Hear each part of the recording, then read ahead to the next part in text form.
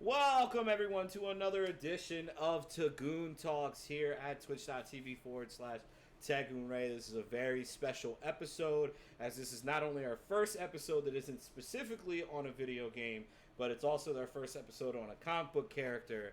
Very surprising choice of the first one I picked, but it's also very special because we have two absolutely wonderful guests. They had a brilliant podcast, Living on the Edge, that was wonderful, all about Spider-Man. We've got Brian and Alec here today. How are you, gentlemen? I'm pretty good. You? It's another heat wave, another day. Alex, how are you doing today? It's I hate Nick Lowe. Just gonna set the mood for There you go, man. For the discussion that we are in for. Thank you for your kind words about Living on the Edge. Was it that great though? I'm kidding. I enjoyed it. I enjoyed it. As someone who actively avoids comic book podcasts, y'all made it not only enjoyable, but also I learned from it as well. Aww. Because well, thank you. I think we can all agree one of the hardest things about living as a comic book fan in 2020 is getting any comic book content that isn't just like traumatic to listen or watch. Yeah. Like, I refuse to Google Iron Man podcasts or YouTube videos. I'm not doing it. Oh, yeah. I get it. I'm not doing it.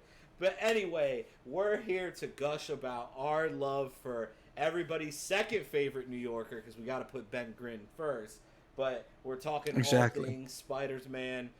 This is going to be about games, comics, movies. One of my favorite categories is Spider-Man that no one ever talks about. But to start us off here at the show, we always start with a certain tradition, which is the origin story. And I would like to hear from each one of you gentlemen, where did the love for Spider-Man start with y'all? And I think this is a very interesting question because this is a character that almost nobody has the same story about how they got into the character. That's very true. Well, I actually I know my first memory of Spider-Man. Okay, this is a weird thing about me. I don't have an eidetic memory, but I just remember very specific things from very far back. Mm-hmm. But like I remember it had to have been like late 2002 or early 2003. It was like, so we got the Spider-Man 1 DVD from the store, from the grocery store, our local Harris Teeter. I didn't know that grocery stores sold brand new DVDs. That was bizarre to me. So we brought it back and I'm like, what the hell is this? So then we popped it on, and the first scene I remember seeing was the part, like, I guess you can call it training, where he the first time he climbs up the wall in Spider-Man 1. Yeah. And then he's like, whoa, and then he starts jumping across the buildings and stuff. That was my first memory of Spider-Man. And like that, and my gateway to Spider-Man was that movie and the 90s cartoon, because that was always playing on reruns on Jetix back in the day. Oh, R.I.P. Jetix, you were a real one. Taking us back with that one. Yeah. God, like, it would play X-Men, Spider-Man, Power Rangers SPD in like 2005. And then they would always have one anime no one's ever heard of. Yeah. Oh, absolutely. What if they just snuck in Neon Genesis Evangelion one day? They're just like, let's see what happens. Yeah, it'll be funny. They absolutely could, because I still, not to go on too much of a tangent from that, but I still remember they had like this weird anime where it was like racing teams, and whoever wins becomes God. And that sounds like an anime. Yeah, I cannot remember what it was called, but that's interesting though, because you're one of the first people I've met whose first memory associates with the movie. Not Yeah. because that movie isn't super iconic and popular, but usually, like you said, a lot of people have something that predates that, and especially that training scene specifically, which is a great scene. As someone who isn't in love with those movies, I like them, but you know, I'm the generation that should love them, but I'm just not. It's still like a great scene, very very good scene. Yeah, like my stance is that like Spider-Man 1 is like a lot of people, you know, talk about Spider-Man 2. Not to jump ahead in conversation, but a lot of people are like Spider-Man 2 is the greatest one, Doc Ock is the greatest one. I'm like, no, it's Spider-Man 1. Like I know that movie like the back of my hand. I agree with that because the level of just insanity William Dafoe plays is just like Yes. you can't. Yeah. Now, Brian, what was your origin story with Spider-Man? Where did it all start for you? You're making me nervous with this laughter right before. So, basically, I distinctly remember. I think I was like 3, and I was just like running around the house, just being a shit kid, because that's what you do. and my parents, to like shut me up and keep me in one place for 10 seconds, would just like flip through the TV to try to find something that would like grab my attention, and eventually they stumbled onto reruns of Spider-Man on JetX and went, okay, this might work, and just like plopped me in front of the TV.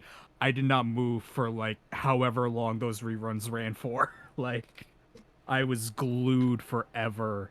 I think it might have been one of the Hobgoblin episodes was my first one.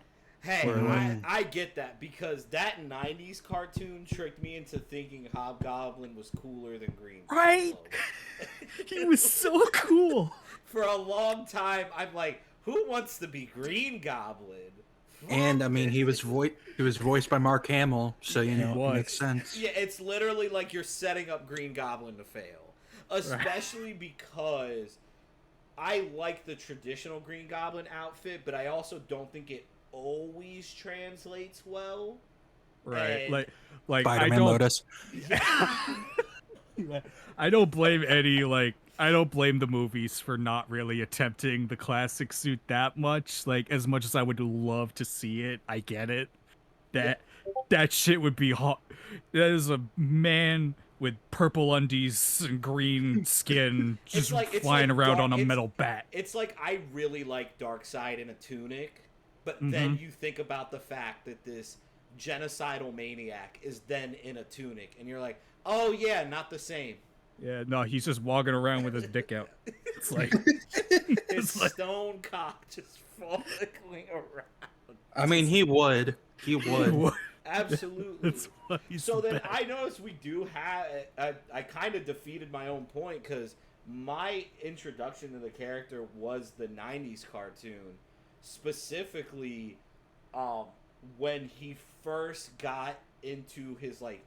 When they first started doing the Venom stuff, where like Venom becomes his own character in that 90s cartoon. And I owe that cartoon a lot, because this is going to sound like I'm being a Spider-Man hater, but that cartoon is the reason why Iron Man is my favorite character of all time. Because I remember when he debuted in the series, as a kid, my brain's like, Spider-Man's the coolest. Then I just see this swole jetpack in his fucking feet, huge red and gold armored man who's doing like clotheslines right enemies. Oh, and I'm like, friendship with Spider-Man is over. It's like my new best friend. I'm like, oh my god. But then from that point I decided to start trying to get into the comics, and then like every stereotypical person in the 2000s, I read Ultimate Spider-Man, and it's like, holy shit, this is amazing. It's so sad, but it's amazing. Yeah. This is just 20-something volumes of this kid's horrible depression overtaking his life, but it's the best shit ever. This neurodivergent kid's horrible depression and guilt. It's eating him alive over the span of a year, by the way. Of 1 year. we're living with it for like 10 years, but poor Peter is living with it. It's been like 4 weeks, and he's created 7 nemesis. Every other hour, fucking Green Goblin busts out the prison just to kick him in the dick and run away. And he's just like, Norman, I've had enough. Please. No. Like, and you know what?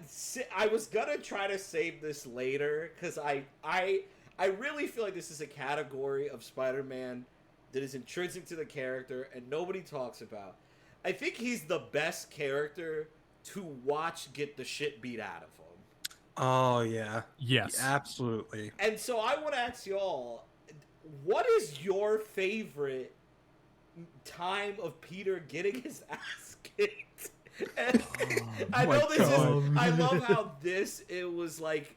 I feel bad that this is the podcast to talk about how much we like Spider-Man is going, but I mean, I think it's such a iconic part of his character. You just always see him get his ass beat at some point.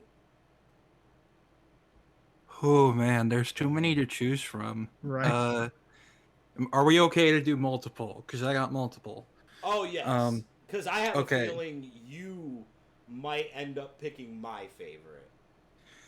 Ooh, all right. God, where do I start? The final fight with Green Goblin in Spider-Man 1. Mm-hmm. I wish to this day that we were somehow able to get the cut where they didn't color correct the blood to be white so they could keep a PG-13 rating. Yeah. Which is really insane, by the way, especially like because today, like someone will get shot point blank in the head in the PG-13 movie with blood everywhere, and like nobody bats an eye. Back then, if Spider-Man spat up blood, it was like no, it's too much. Also, but God, like white is way more of a disgusting visual. Yeah, it really. Oh God, I didn't. Yeah. And I'm not even meaning in a like in the way everybody else probably thinks I mean by this. Just in general, white liquid does not look right. Nobody likes to look at milk. No. It's like it's like how in China apparently they're like censoring like blood in anime, and they color correct it to white, and like that just looks so much worse. Yeah, like that's more disgusting. It really is. Yeah. But every time that happens, I always think of what was it, Alien, with like the androids and shit, where like every time they get like ripped apart, it's a bunch of white shit just comes spewing out their mouth, and it's like, oh, I don't like that. Nope. It works there though. It works there. It does work. It's just like, yeah, you could have picked a different color, like green or something for their fuel. Nah, but yeah, Green Goblin, Spider-Man at the end of the first movie, that just misery, that's what you've chosen. I offered you friendship and you spat in my face. He does like a big fucking like front flip before just punching him. My favorite thing is after like the second punch he gives them, he just does a little jive. Like, yes. He's like, yeah, let's go. Come on. He was definitely watching Attitude Era WWE before that. Oh my God! Yeah. Oh yeah, no. He was like, this Steve Austin guy knows what he's talking about. Hey Peter, have you ever watched Stone Cold versus The Rock? WrestleMania 31. The what? Here, let me show you. And he just fucking. Peter, Austin turned heel. He made a deal with Vince McMahon. I'm gonna bomb New York now. I'm gonna fucking choke. That's what convinced Green Goblin to become a supervillain was the Austin heel turn. Yeah, it made me, so I don't blame him. That was the beginning. Yeah. But yeah, Spider-Man 1, that fight. If I'm gonna be really recent, the condo fight in No Way Home. Holy shit! That was gonna be my pick. Yup. That was like so. This I'll talk about it more like whenever we talk about movies and whatnot. But just that was the perfect like payoff to the buildup of Peter being relatively like, not that he didn't eat shit a lot because I mean he did in Homecoming and in Far From Home. But like that was a perfect payoff to like he has no gadgets helping him here. He's not fighting a guy with a Robo Vulture suit or a guy with drones. No, He's fighting a guy with super strength. he's fighting a monster. He's fighting a monster. And it's not like Homecoming where they wouldn't let him throw any punches like in the 90s cartoon. No, This is they were swinging. He gets powered bomb. he gets spine bustered. I was He gonna gets say he gets the Triple H spine buster through 6 stories. that part. Arn Anderson prepared him for that match. He's like, oh my god, like it was. That's what, like, I think that's why it's my favorite. Is not just because of the wrestling connection for you, but it's like all the other times you see Pete get like the shit beat out of him. It's like he'll get stabbed, punch a bunch of times, which is great. Not knocking those. With this, it's literally like Green Goblin is like, no, I'm breaking his neck. Yeah. Like I'm actually gonna hurt. Even knowing that he has a healing factor, a part of me during the movie was like, yeah, I don't think he should be walking away. Yeah. He broke several ribs. Your ribs are paste. Yes.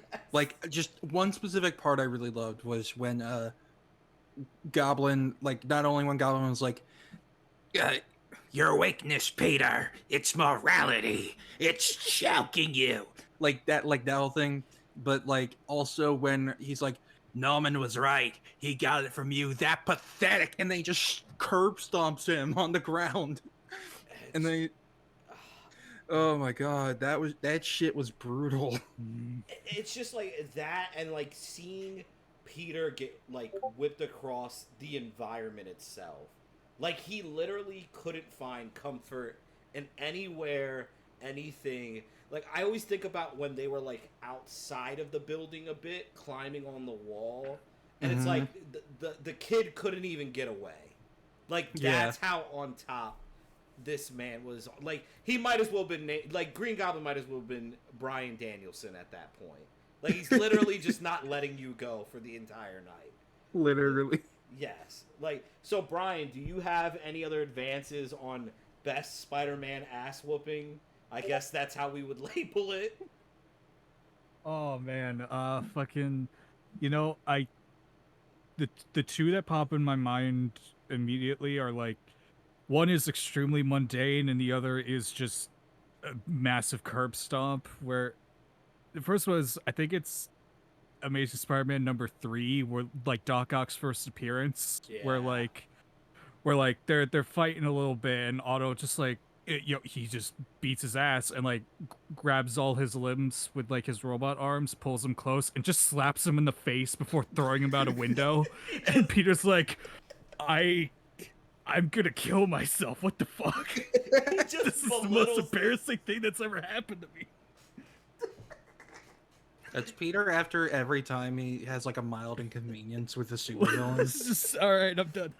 It's just so messed up because it's like, Peter, all you did was really just get slapped, but he took it so personally. It's so hard. He got thrown out, and Otto's like, all right, I win. I'm gonna nuke New England, I guess.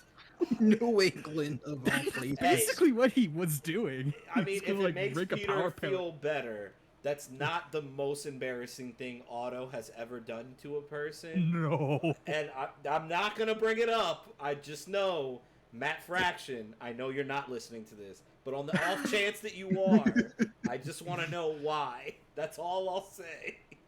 Like, like it's just he's such a great character. I think it's because of that underdogness when done right. When you see him just get dominated, it's just like I would almost argue the image of like the mask being ripped, one lens broken, is just as iconic as the suit itself. Oh, totally. Yeah, I agree. Battle damage Spider-Man is the best shit ever. Yeah, I can't remember an adaptation that avoids doing it. No. MCU hasn't done that. Yeah, it's... Yeah. Oh shit. Yeah. Yeah. That is interesting to think about, but I feel like that's more because like MCU is like we need the masks off more to get them more FaceTime. Yeah. Spider-Man And avoids that trend pretty okay though. yeah. I Usually. mean, it's always tough with these superhero movies because Right. very rare. I thought, like, not to go on too much of a tangent. I thought after Pedro Pascal and The Mandalorian and what's his fucking name from the Carl Urban from Dread, I thought that was gonna open a new generation of actors that are like, I don't care if you don't show my face. Like, the performance will help me blow up more than anything. And it's kind of crazy that has not been the case. Like, not to make Brian, please don't leave after I mention this, but like the Halo show. Oh no. Yeah. Yeah. Like, they almost do was it to a trolling contingent. They really do. One of my favorite things about the whole show is this one part where like Chief doesn't have the helmet on, and he's like, "All right, let's ride," and he like grabs the helmet, puts it on, and we cut to him in the Warthog, and then he gets out and takes the helmet off. It's like, what the fuck? I know exactly what that was. That show was someone's big senior prank or something. Like, hey guys, what if we took this hey guys, haha, we took a Mass Effect show and put Halo in it. I was gonna say, I distinctly remember like someone made like a Reddit post or something saying like, this had to have been a Mass Effect show that got reworked or something. It feels like it. It was clearly a show that doesn't know who it wants it to be for, because for the entire season they're like, fuck you guys, helmet off, he's having sex, humans are helping aliens even though it doesn't make sense, whatever. But then the season finale comes around and it's like, hey, but it's in first person, so like, hey, look at that, we got and it looks like shit. and like, it looks really bad. you guys still like us, right? Like, we're still cool. We need those viewers. Like, please. We still need your money. Come on, we can work something out here. God, that's for another episode. I'm holding out for that Last of Us show. Like, I'm like, this is gonna be the one. This is gonna be the good one. I think that will be good, genuinely, even as a non-Last of Us fan. Will it survive HBO Max's decisions? That's another. That's Don't do real this. Don't you fucking do this. Listen. That's a whole. If anything happens, I will go to Warner Brothers headquarters. I will go to the water tower. I will spray paint on the water tower, and I will plant a C4 on the water tower to send a message. Don't kill the Animaniacs. We just got them back. Yes, I will. I don't give a fuck about Wacko. This plan has a lot of steps. I got lost. I thought you were just gonna say I'm gonna go out there and like beat up David Salas, but I'm gonna do that too. But I'm going to leave him on the ground while I scale up the water tower, and send a message. And I kill the Animaniacs halfway in front through, of him. Warner Brothers like, yeah, we'll just give in to his demands. This is taking too long. It's like, all right, we need to get out of here. We gotta wrap this up. Whatever. Damn. Yeah, Last of Us 6 seasons. Let's go. Like, I haven't even said my piece yet. And they're like, yeah, we don't care. We already figured it out. Don't worry about it.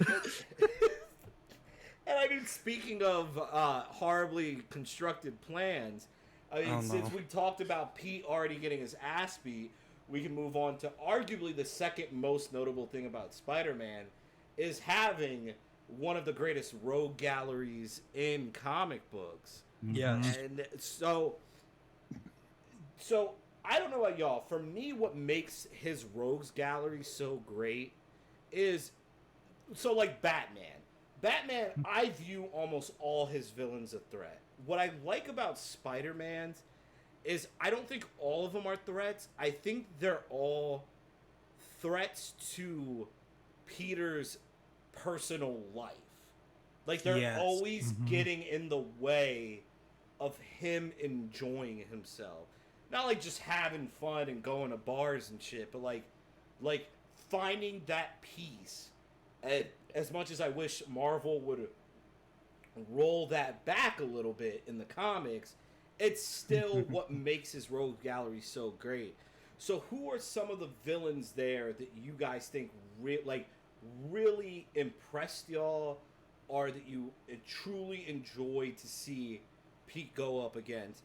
We know Green Goblin's going to be all of our picks. So Right, I was gonna say. if you want to, well, my pick, in all honesty, I know it's kind of divisive in the Spider-Man community to say, I really do like Ultimate Green Goblin the best. Yeah, I get that. Yeah, it's just, I like that 616 Norman is insane, but he's still sorta in control of himself. I like that Ultimate Norman is like, no, Peter Parker's my fucking son, even though he's not. But I forced him to get bit by my spider, so I guess that means he is my son, but he's not. Oh, wait, I have a son. And he's just like the craziest human being on God's green earth. Like, it just works for me. Like, and I'm Very true to what billionaires are, also. absolutely. Like, it really is just like, you could almost make the argument that Ultimate Norman gaslights himself. All 100%.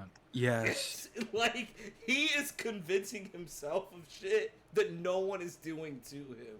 Like, oh, Right. You're all trying to take power from me. Norman, literally no one at this company is against you.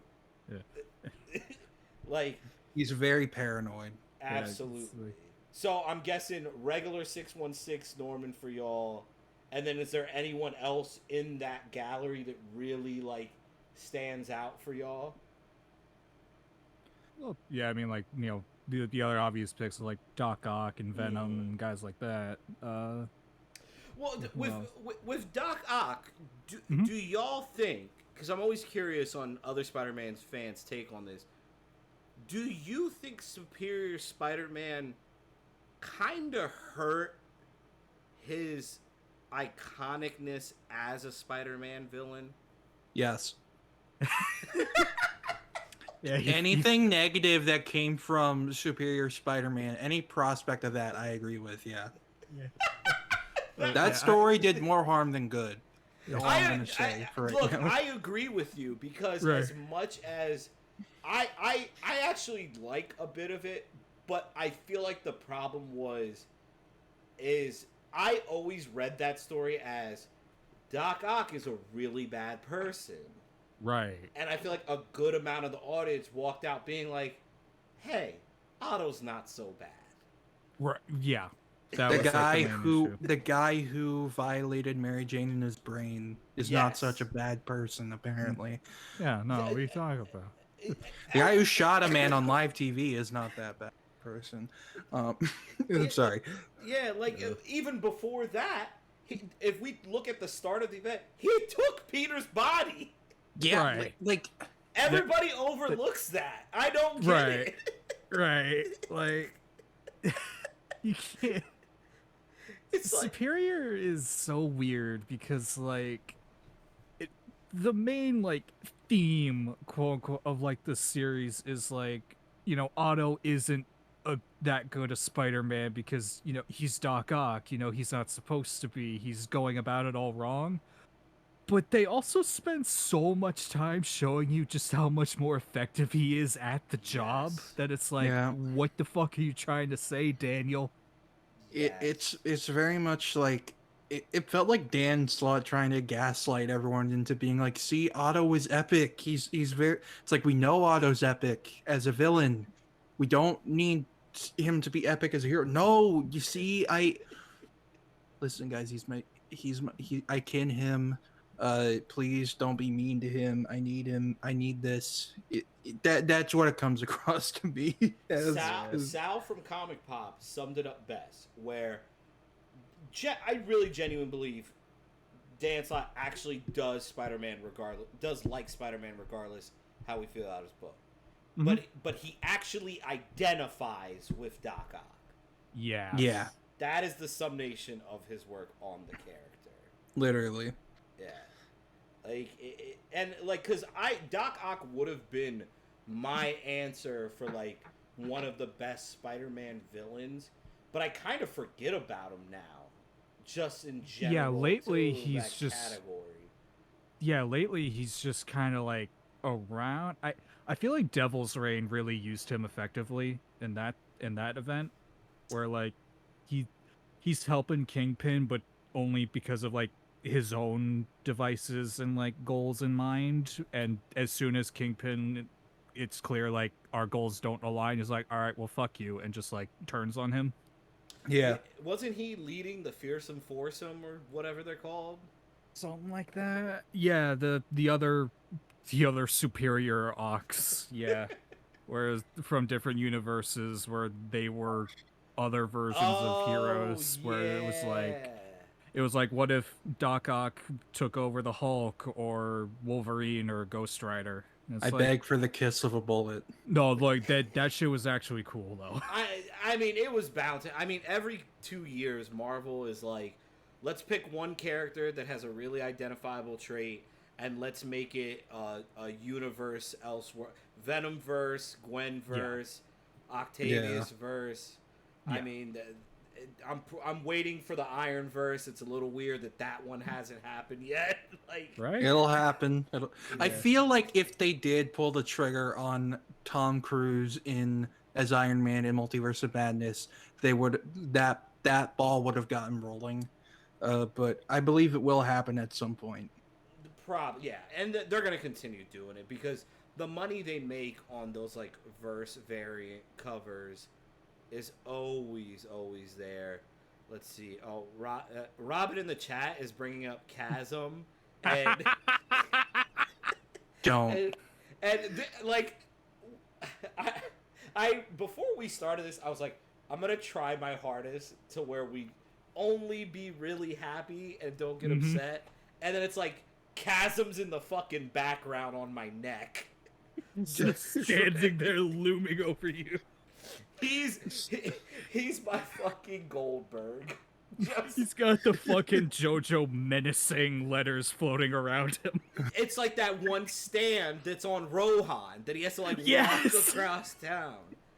If anyone sees your pack, it's It's kills sad because I've always hated Ben Reilly, Mhm. but I've Me too. never hated him enough. And you know what? I don't even want to say I hate Ben Reilly because it's not the character's fault; it's the writers. But it's like I know people who love Ben Reilly, and seeing what they did to the character, it's like, bro, how? Like, what was the thought process here? yes, like, It's a mystery. yeah, like, and it's sad because there's so, and it's nerve wracking because, and I guess we could move on to this topic since Chasm got brought up, but like, there's so many other amazing Spider men, women characters that it makes you nervous on what they can do to the others because for regardless of our feelings on Ben Reilly, fairly popular character. Yeah. So, God forbid they do this shit to what's his name, the actual cool Spider Peter Parker clone. Oh, Kane. Yes. I'm shocked. I don't think he even got mentioned in Beyond once, and it's like, dude, No. Ben Reilly is fucking around with capitalism, and Peter's in the hospital. You gonna do anything? Nah. Isn't he still out there? I think he's like- in Houston. Yeah. It's like, I'm not swinging over there. Fuck that. The fuck is in Houston? I don't have a car. Kane's Funimation?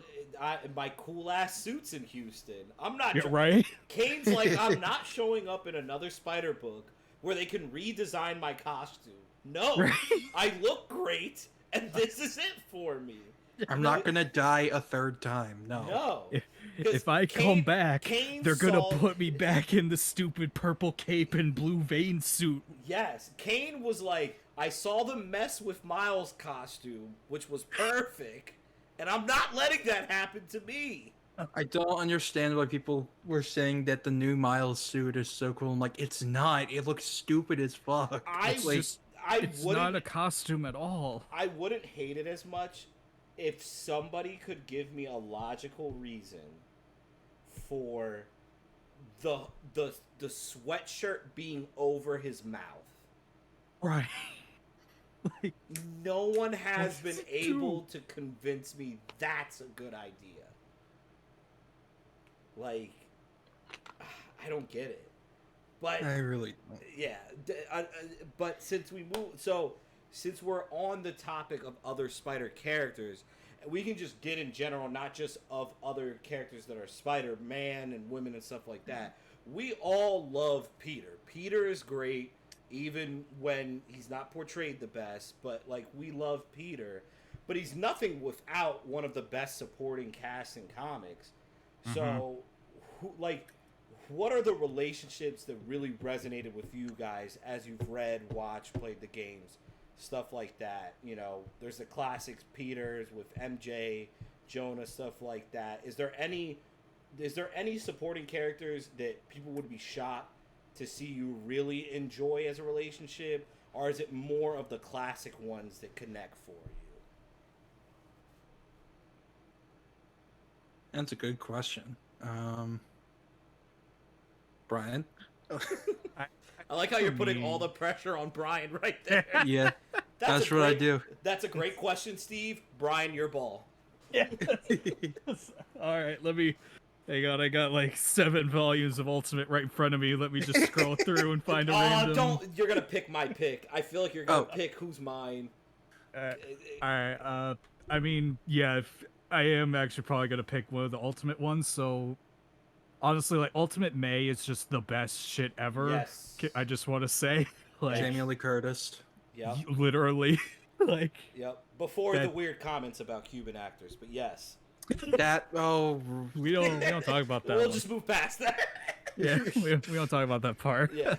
But yeah, like that's like the best version of May we've ever gotten. Of like, she's not a mummy, and has a life outside of. Oh boy, I wonder what Peter's doing today. Oh fuck that horrible Spider-Man. He's always in my life. I wonder what that's all about. Like, Yes. you know, so like that. It just, I love. She just doesn't take any shit from anyone ever. And it's great. That gag with J. Jonah Jameson is one of the funniest gags in comic book Best shit history. ever. He is terrified of her, and I love it. I will never forget reading "Never put me on the phone with your aunt ever again." Yo, never do. If you do that to me again, I will throw you out a window.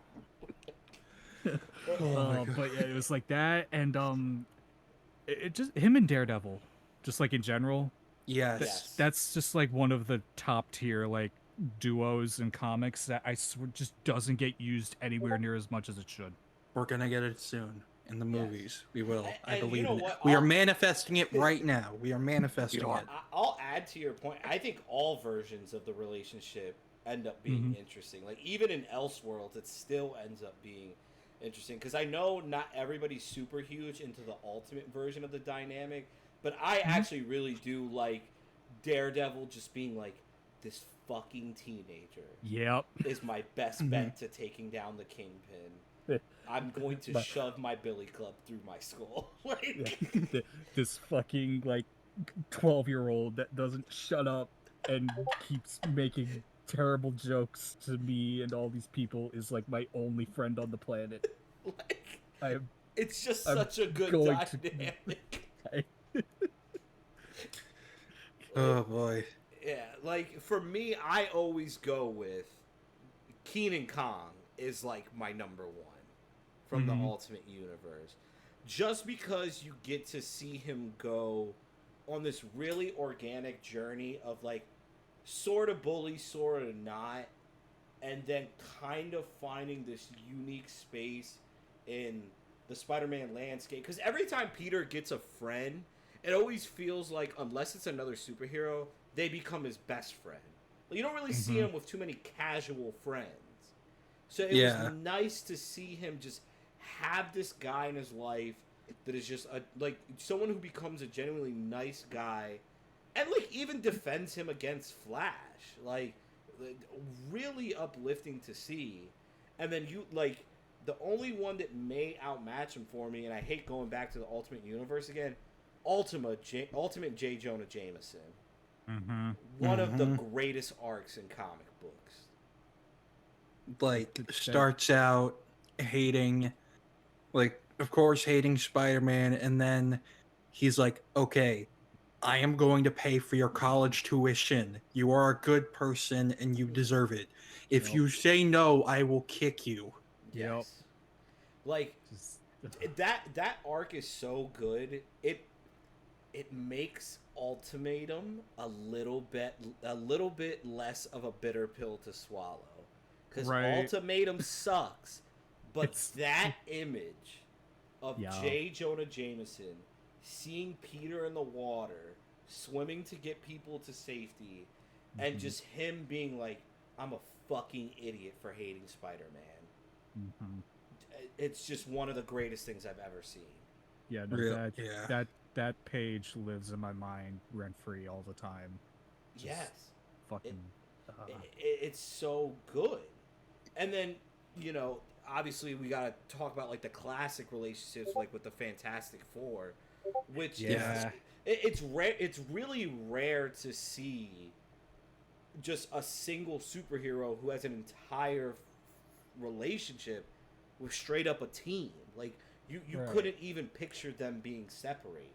Right. Like it is so funny to think about how like Marvel in particular is always like, oh, Spider-Man's a loner, he doesn't work with anyone. And then you go back and read the very first issue of Amazing Spider-Man and the Fantastic Four are on the fucking cover and he interacts with them for like half of it. Yes. And Marvel and Twitter. Yeah. well, it's It's like people forget he is the character they created Marvel Team Up for. yup. Yeah. Like it's like I forgot who wrote the thread, but somebody made a great like fan idea slash theory of like Peter acts like a loner just so he can give himself an out from being too attached to people because of the way Yes. his life went. I'm like, that would actually be a good thing to state in the comics. Right. Like, Like that makes perfect sense. yeah, like to be like, look, like I would love to, like Johnny Storm would be the perfect character for him to confide in and be like, I'm willing to accept that I have to protect Aunt May, Mary Jane, these people in my life. But if I add more people into my life, that is more risk that I may not be able to handle. And like that Mhm. would be such a great character arc for Peter. It would be. It would be better than what they're doing now. Yes, like I mean, that's the problem with the modern comics of Spider-Man. Like me and Ander have talked this a lot when we played Avengers, where it's like if you look at like the last 10 years of Spider-Man stories, it's really hard to pick anything that's like a classic. Like, the only one I could think of is like Superior and Spider-Verse, and those two are super controversial because of like half the people being like, these are dog ass. Like, Right. Yeah, like Like the only one that I really enjoyed and I actually would go to bat for is Spider Island. Spider Island was a yeah. lot of fun, yeah. Yeah, like especially because you have like I think one of the best defining Peter. Like to me, I'll give this slot this. I think he really did start the whole, not start it, but like helped enhance the whole anyone can be Spider-Man with Peter's speech in Spider Island, where he's like, Hmm. "We can all be heroes with these powers. You don't have to Mhm. choose to be bad guys." Like I thought that was genuinely beautiful for them to do. Yeah. And it kind of like it kind of shows that like every time they try to portray Peter as this guy that needs to be by himself because if he's in a leadership role he'll fuck it up, like it's total bullshit. The Yeah. character does not come off that way at all. Yeah. I Like, agree. yeah, like that's why look, no matter how much people get upset about it, I like seeing him on teams. Yeah. I will I do argue- too. yeah. I miss the new Avengers. Oh, I'm about to kiss you on the forehead, Brian. Dear Lord. Because I do too, man. They were cool. Yeah, because it was like the perfect balance of like street level, fucking worldwide characters. And it's like, I know people are just going to say I'm biased because of who my favorite is.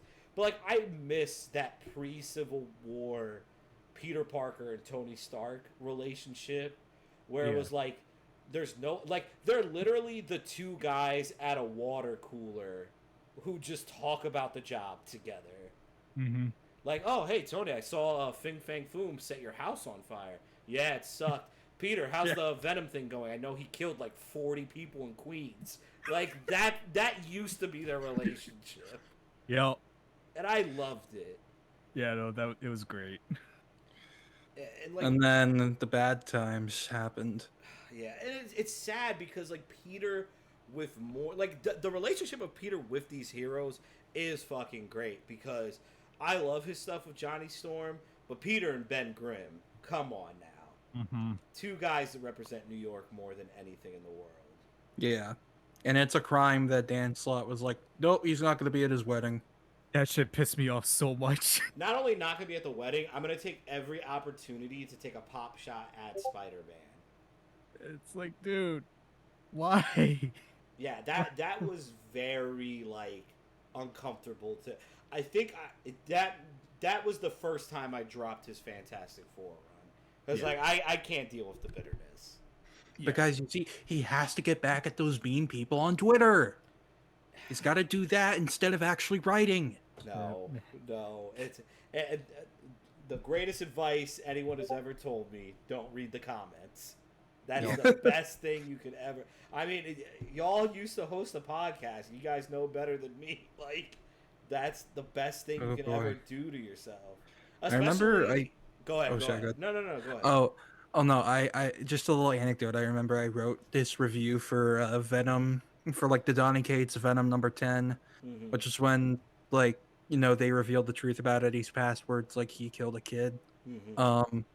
Which is a great issue, by the way. It's very nauseating. Amazing issue. Yeah. And I got this like novel of a comment on the website about how wrong I was and how it feels edgy by someone who I'm assuming is like someone who was a big fan of the lighthearted romantic Venom from the movie. who was the writer before? Not even the movie. What's it called? Before Donny Cates, I don't remember the writer. That was when they did Lee Price and then moved back to Eddie Brock, right? Was Yeah. it? That was Rick the Dark Remender? Times. That was the Dark Times. No, because Rick Remender, I think, was doing Agent Venom. Let me see. Oh, It was okay. the guy who wrote Venom First Host was the guy's runs like true ending. Writer. let me Mike see. Costa. Mike Costa, yeah. Yeah. Okay. And I like remember that. no disrespect to Mike Costa. This is not me disrespecting him. I like but it was very clearly a fan of the Mike Costa run. And I'm like, look, that's cool that you like the Mike Costa run. Have you considered that I don't care? Right. Yeah, Like 100%. Ooh, I have a couple ideas for like favorite Spider-Man relationships if I may. Oh yeah, go ahead. So Brian's the one who really turned me toward this like months and months and months ago. Peter and Ultimate Eddie. Mm-hmm. I think that is a very Yeah. fascinating example of a toxic friendship. Like Yeah. Eddie is like, and it's something that I wish they delved into way more than they actually did.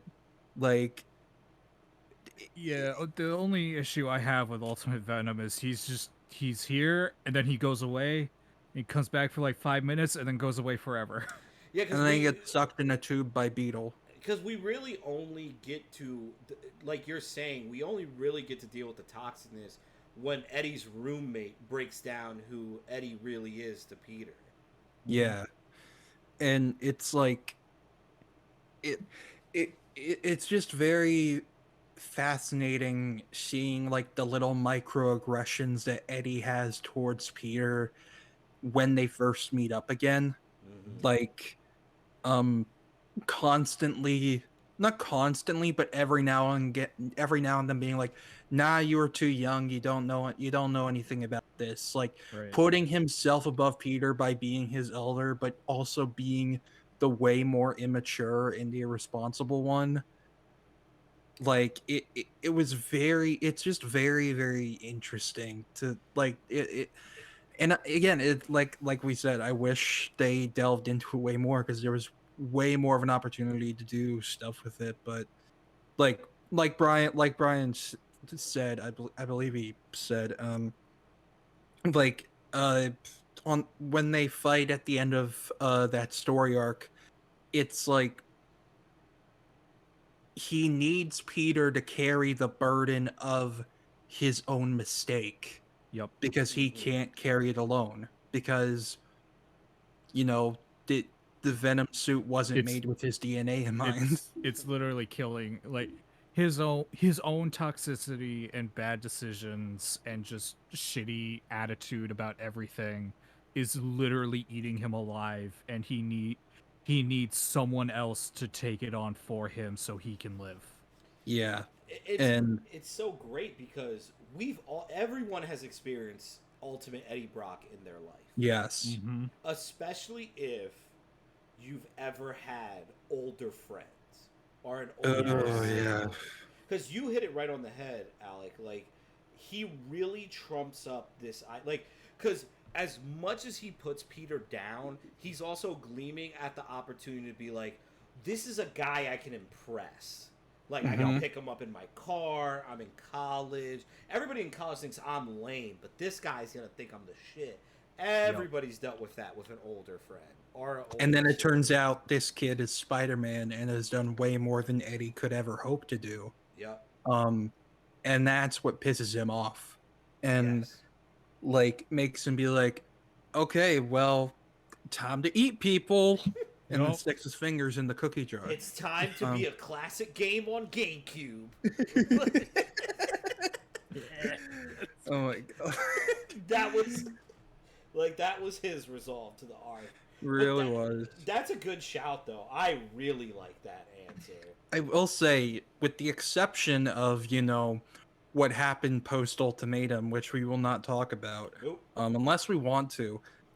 Peter and Gwen's relationship in the Ultimate Comics, Oh, again, it's so much. minus that period of time where Brian Michael Bendis kind of had one too many Mike's Hard Lemonades and Hey, got a little mixed up. we look at the last Ultimate Spider-Man meeting. We all agreed as a community. Look, we're just gonna act like the rough stuff didn't happen. Nope. I Like st- not there. They I are still- siblings. Brian, you probably don't remember this, but I do, just because I found it so funny. I think me and you were talking about how great Ultimate Harry Osborn's death and that issue was in in that run, and somebody was like, "Yeah, but then it gets fucked up because Harry should be alive since the Oz formula makes everybody immortal." And we both responded with, "We're just gonna ignore it." Yeah, it's like, okay. Like, I don't care. no, like my brain is only functioned to be like, it's interesting that Miles Morales is technically immortal, and that's it. Everybody else, I'm like, don't worry about it. Yeah. Yeah. But that relationship with Gwen is really good. It's just very like I'm really glad that like it's almost something that like I hope they do in some form or another if they ever want to bring Gwen into the Insomniac games. Just have her and Peter be friends. Like be like almost a sibling type bond. Like just like that's much cooler than just like because I mean they can't do 616 Gwen at this rate. They can't. No. Like they can either do Ultimate Gwen or just Spider Gwen, but I really don't want that. Nope. Even though I feel like it could inevitably happen because that's the new trinity of like Spider-Man nowadays. Like everything has to be Peter, Miles, and Gwen. Because apparently Marvel's like Miles and Gwen are his sidekicks when it's like no, they're not. But Yeah, I think I made the comparison on one of my streams of how like Marvel really wants Miles and Gwen to be Spider-Man's equivalent of Robin and Batgirl. and Yeah. it's just not gonna work No. because They're not came from designed to different be that. universes. I Like- used to think like whenever they adapt like really super kiddie stuff, like I used to think, oh, this is harmless stuff. We really can't get upset about the changes. But then you start to realize, like, oh no, this is them testing it out. That's Yeah. true. Yeah. That's why, Like for real quick, like that's why, like on a quick side note, like that's why, like as a huge Duke Thomas fan in DC, I really think they're gonna make him Robin because of the cartoons, and I'm gonna hate it. But anyway, as you were gonna say, Alec. yeah, like for it being on like, you know, Disney Junior, like, you know, of course that's harmless. Anyone who actually is upset about that is kind of stupid. Yes. Right. It's not even that. It's not even the 2017 show. It's just the fact that that's a motif they are like test driving, like that they have been test driving for the past like 5 years or so. Like it worked in Into the Spider-Verse because the point of that is that these are spider people of different universes. Like that's why it worked there, but everything else. Also, too, I would argue, I think you're spot on with that because also I would say that Peter and that's still not really Miles's mentor. Yeah. Like he guides him a bit, but it's Right. up to Miles to figure. Like that amazing scene with the leap of faith. He doesn't tell him what to do. Oh my god. No. He's just like, yo, actually, you could make the argument that it kind of shows why Pete isn't necessarily the best. Peter is a great teacher for like actual science and stuff. Like they should bring back him being a teacher, but like as a mentor for superheroes, that movie kind of shows why he doesn't really work in that role all too much. Because he literally kind of just tells Miles in that pivotal moment, yo, you just got to figure it out, dude. Right. Mhm. But like the most he really does to help Miles in that movie is like teaching him how the web shooters work. Yes. And that's it. Yeah. And even then, he tells Miles to stop listening to him. Right. Yes. Even then, he still didn't do Peter, it. the way they portray that in Spider-Verse is Peter is anytime, and we've all done this, everyone in their life has done it, where somebody has asked you for help on how to do something, and you can't explain it because you just know how to do it. You can't break it down because in your head, you're like, you just do it. That's how I do it. Yeah. Like, that's why I think every time they tried to push Peter as Miles' mentor in the comics, it just never feels right. Yeah. Like, it just, it feels unnatural. And, like, him even, like, you know, now Gwen commutes to 616 for college for some fucking reason, which is, like, the stupidest idea, in my opinion. How does I she have a hate it. social security number? Like, Yeah, I like, know, we're She gonna just stole do the dead some, ones. I we're know, gonna do I some know, illegal forgery. Don't worry about I it. know I shouldn't care about that, but when they first announced that, that was the first thing that went through my mind. No, Like, you know what? It is a valid thing to care about. Yeah. Like, it makes no sense. Fucking that's what Mike Murdoch cared about when he was made real in the fucking Daredevil. It's Like, oh, we're gonna take Earth 60. What's her Earth again? 65. yeah, I think- 65. Yep. yeah. Okay, we're gonna take Earth 65 Gwen, and she's gonna go commute to 616 for college. It's like, okay, cool. How are people gonna react when they see someone who looks exactly like and has the same name as a dead girl walk into college? That is not gonna be quiet, especially if it's in New York. Who famously died by having a supervillain throw her off of the Brooklyn Bridge, Like- and Spider-Man failed to save her. Like, that shit should be like a Memorial Day or something. It was like a that while was a ago. big deal. What everyone does is that they bring a number $1 bill because Norman Osborn loves He money. loves with money. the George Washington Bridge. Oh my God. They bring the $1 bills to they make a mosaic of Gwen out of $1 bills and says if you seek her monument, look around you, like in Batman v Superman. This is the darkest thing I've ever heard of in my life. I'm gonna have nightmares about this shit. Like, that's so fucked. And like what someone does, like you know, instead of Scoop McNairy from BVS when he like goes on the statue and spray paints False God, he goes up and spray paints that page from Sins Past. He just paints fucking Norman's face next to her. We can't talk about Sins Past here because when I talk about Sins Past, I have the Gwen Stacy fandom ready to stab me. When Brian talks about Sins Past, everybody's like, fun time. But when I everyone just goes, I don't know what that is, and I'm like, oh boy, let me tell you. It's Brian's brand. I made one joke about it, and people got everyone tried to kill you. I remember. I was like, what did I do? I was like, I thought we all agreed that it's funny.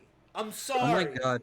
Was it like those specific like Stan Twitter people, but for 616 comics? Was it those people? Yes, who because they even accused me of like being a Jerry Conway fanboy, and I literally responded to being like, I've never read a Jerry Conway book in my entire life. It's that, and then they DM'd me and were like, why are you lying on the timeline? And I'm like, I think you're underestimating how invested. Because basically the joke I made was, this is when they retcon Sins Past, and I put, look, you can retcon it, but Norman fucked Gwen. We all saw it happen. It exists. We're all gonna. I saw it happen. I watched it happen. Don't tell me it didn't happen. And I was like, Peter has to hold that L forever, no matter what. And it was like, everyone was like, that tall brown guy, kill him. Like, also, like, doesn't Peter still think that happened? Because Harry only told Norman. Yeah, I don't think anyone told Peter, hey, by the way, you didn't get cucked. Yes. But also, too, like, I thought as a comic book community, we've all had the consensus of, like, yes, we acknowledge when retcons happen, but we all kind of just bring them up for shits and giggles. Funny. Like Wanda destroying the mutant population has been retconned for years. Oh yeah, no, it was all Dr. Doom's fault, and like. And no one cares. Yeah, no. Fuck it. I read that shit. Dr. Doom was never even mentioned. Don't they still treat Wanda like shit? Don't the mutants still treat Wanda like the Black Plague? I think they just recently fixed it, kinda. Where she brought a bunch of them back. But for a very long time, she was the boogeyman. But so it's like, why does it matter that they retconned it then? Like, if it doesn't change much in that regard. Specifically in that regards, I actually give Hickman a huge masterclass in writing, because if you read the issues where he sets that up, Krakoa, like, kind of acknowledges it's not Wanda's fault, but it's kind of like a representation of our current society, where it's once you become a symbol of something, people are going to believe whatever. Right. Like, you can tell me all you want how it was actually this person's fault. Like, you still represent the whole idea of that thing happening. Yes. It's like the kid who pissed his pants in class. like no matter how, like, it could be 25 years, right? I'm still gonna bring up that time you pissed yourself in the middle of kindergarten. And it's like, it's just one of those things, unfortunately. But I actually really think Hickman pulled that off well. But yeah, the Gwen Stacy community is very scary. That's all I'll say on that. The 616 Stan Twitter community is just very scary. I remember when, like, they were all over, like, earlier this year, saying that that the Spider-Man movies were he was self-inserting and he's a weirdo and shit like that. when he literally just said, "Yeah, I used my personal experiences and fears of like taking on these movies as part of like the story, so it wasn't just soulless shit, but No, I agree because I like when I was an Iron Man account, that was the closest I ever came to like resenting the character. And I know that's a silly thing to let strangers on the internet ruin my love for one of my favorite characters of all time. But it was really bad. Like it got like real. Like I would post like, oh, how would your character? What's a fun reaction you think your character would have to like Iron Man giving them an armor? And someone would just comment, well, my favorite character would have their aunt murdered by him, so that's how they would react. And it's like, Jesus Christ, don't you people ever let shit go? Like, it's rough. they take it way too seriously. Really do. It's And like, guys, yeah, and fucking like, comic books. but Calm down. and it like goes back to that loner thing where it's like, a lot of you think that Spider-Man's just this character that should hate everyone except the Fantastic Four, and it's like he's just not that guy. No. Oh, if anything, Like- he's desperate to have people in his lives. Right. Yeah, and they'll be like you said, they'll be like, except Fantastic Four, and Daredevil, and Wolverine, and the X-Men.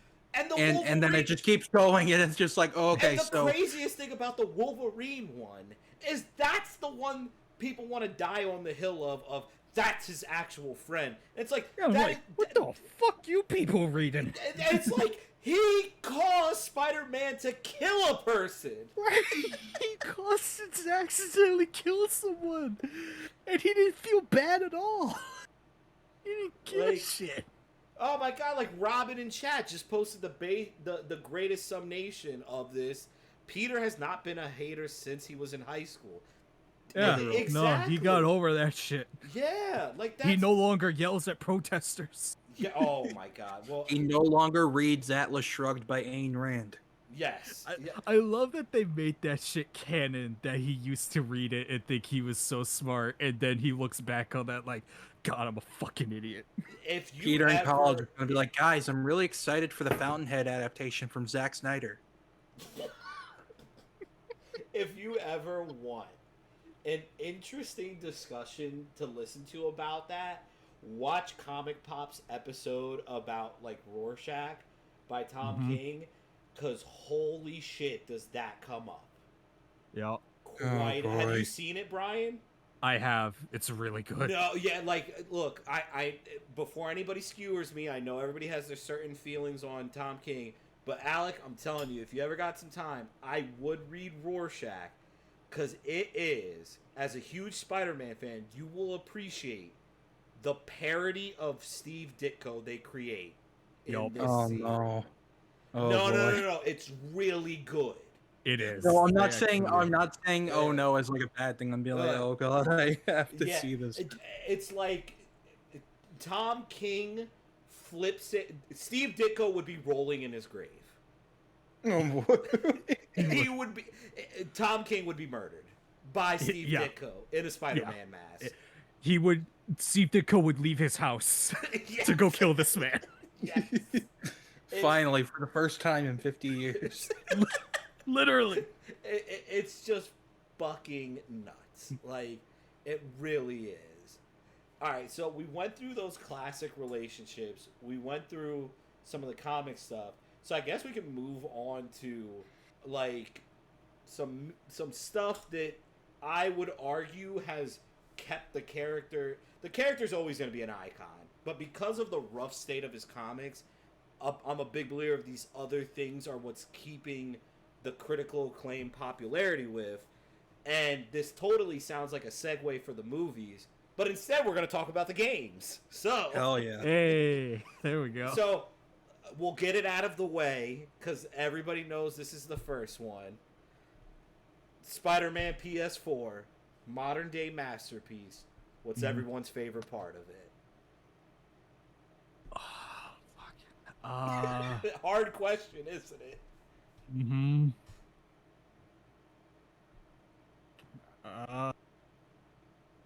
Alec, you got something for this one? Because it's your turn now, buddy.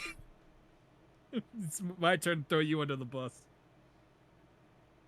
Because for me, I'm able to go at it right away. Where I think for me, the number one thing that I love about the game, and maybe I feel this way because of how I felt how another series ended it, but it's the boss battles. Mm-hmm. Like, Okay, wait, I'm back. Can you repeat what the question was? Because it like cut out and then my microphone stopped No, working. you're good. Oh, okay. I was wondering why you were dead silent there. Yeah, no, I wasn't leaving you hanging. I Okay. promise. No, Okay. you're good. You're good, buddy. No, like, what's your favorite part of the Like, what is the thing that makes Spider-Man PS4 so special to you? Well, you were saying something, so I'll wait after you. Well, I was saying the boss battles for two reasons. One, because, fuck it, I'll just say it out loud. Like, I love the Arkham games, and I don't hate Arkham Knight as much as everybody who usually dislikes it does. But I was let down with the boss battles in that game. I really was.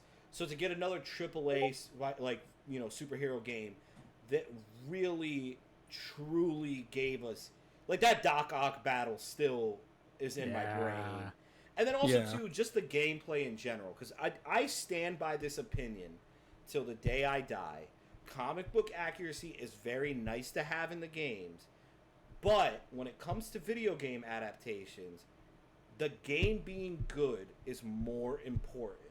Because you could have the most accurate game in the world, but if it plays like shit, that's not worth $60. A movie you're just watching. But the games, you gotta make it work. And, like, we went through decades of Spider-Man games we liked that compromised gameplay. Not all of them were bad, but it's like, you know, like, I like Web of Shadows. A lot of people do. Yeah. But I don't, like, look back fondly on playing it. You know what I mean? Like, it's like a little rough gameplay. I think Spider-Man PS4... Speak for yourself. I'm kidding. No, well, not you're really. fine. But, You're but fine. you know, No, like, I get it, though. But, like, for me, it's just, like, Spider-Man PS4 was, like, the first time where the seamlessness of Spider-Man felt there for me. Yeah. Yeah. I think, like, it's interesting. I kind of agree with the boss battles because for a while I was like, and I still kind of feel like a lot of the bosses in that first game are kind of, like, weak. Mm-hmm. And a lot of people were like, "Oh, well, the Arkham bosses, you know, except for Arkham Knight, the Arkham bosses are great." So like I replayed the Arkham games in May, and I'm like, these boss battles suck, except for the Mr. Freeze boss battle. Yeah, I was gonna say Mr. Freeze is the good one. Yeah, I like the Clayface one's kind of fun too, just because Batman has a sword. Come on, I was gonna say you gotta wield a fucking cool looking sword. So like, I guess the Ra's al Ghul one too, maybe, but like that felt like a lot of automatic stuff where it's just like mash the you gotta shoot him with the electric thing at the right time, and then you gotta go up to him and mash him with a cool animation. And it's like, okay, whatever. But Arkham Knight, there are no boss fights that aren't tanks, so you know. But they bring in Jason Todd and Deathstroke, two people known for hand-to-hand combat, and then they're like drive the biggest, clunkiest tanks. And you gotta do stealth in a tank. And it's so stupid. The climax of the game is a stealth battle. Yeah, like it's so ridiculous, but I can kind of like agree with the boss battles, mainly both Mr. Negative ones and the Doc Ock one. Even though the first Mr. Negative boss fight is, you know, very like do the same thing over and over again, it's framed very nice, and I it feels very cinematic, so I like it. Right. The second one, you have a lot more free reign, and it's very fun. I do think they can get better. I think some of them were a lot better in Miles Morales, and I think they can keep improving. Maybe it's just because I have Devil May Cry brain right now, but it's like I'm gonna get some of that style for bosses. No, you're right. No, I agree. Like just then like make them hard as shit and like have it be like we have to focus on attack patterns and what we can like. I don't want bosses to be like they do this thing, then I do this thing to hit them, and also health bars. They should improve those, but for what makes the game's story great, I think, or just a game in general special, um, I think it's just like being the best of every Spider-Man game. Like just like not in terms of like it's number one, but it's like it encompasses everything that I've loved from the previous games. Makes references to previous games. Like they do several references to Ultimate Spider-Man. They do references to Spider-Man 2 with the horrible looking NPCs on the boats. Like they they Yeah. like there's just a whole lot. I think of, some of the collectibles look like some of the ones you could get from Ultimate Spider-Man 2. I think. yeah. Yeah, I think if I remember right, there's like one collectible where it's like a little drawing that a kid made. It's like, oh, this kid made this for me when I got his balloon down. It's like, Yeah. you sons of bitches. I know what that's from. There was also the Spidey Squad pin, the greatest. I'm kidding. But Bad. yeah, like, and it is interesting seeing people switch up on this game, especially recently, because of like Peter hasn't gone through enough man pain to be 23 or some shit. Like I can kind of get some of it, but I'm also just like I don't care really. It's a different take. They can do what Yeah. they want. Right, like guys, believe it or not, I think they want to save the good shit for the games. Yep. And they wanted to just not do Teenage Peter because the movies were doing Teenage Peter. Right, they wanted to do something different because we've had a lot of Teenage Peter over the past few years, so like let's get an adult back for a minute. Yeah, it's like, why I agree with you, because too I've always seen that like movement where a lot of people want Marvel to publish like an official prequel comic to the game, and that sounds good in theory, but it's like I really don't want them to, because it's my issue with like comic tie-ins to any game where it's like, but then those tie-ins never matter. Right. I mean, But- look at all the fucking tie-ins they made for the game that just were either shit or that nobody Yeah. cared about. Yeah, like wasn't there one where it was like Mysterio's origin, but it took place after the first game, even though Something Mysterio like is that. already established as a thing? Yeah, like it, and then you have like the Black Cat one, which was specifically just there so they were like, no, the story doesn't rely on Peter not pulling out, because that's what the story relied on in the DLC. Let's not talk about that DLC. Yeah. As we titled it in our Living on the Edge episode, it's the DLC that's never fun. Oh god. Oh Instead my of the god, city I'm about that to never hug sleeps. both of you, because I've rarely met people who share the opinion that I do, where Spider-Man PS4, great, really bad DLC. It feels like they made it because they wanted to have Black Cat in the main story, but didn't have anything to do with her really. So then they hastily did that, and then they were like, let's set up Wraith, even though there's no way she's gonna fit into the future of the game. Hammerhead And- was a final boss fight twice. Let's also turn him into a Bionicle. Oh my, and it's so uncomfortable to look at. It really is. Like, it's this big hulking robot body. There's just a human head glued on top They of just it. cut off his head. Like they literally Yeah. just cut off his head and It's like like, attacked. guys, Like, this isn't like Darth Vader where it's like a bunch of robot parts glued on. No, you just ripped off his fucking skull. We just Yeah. made him Silvermane for no reason. We did. And Yeah. Silvermane already exists. Right, just like- use him.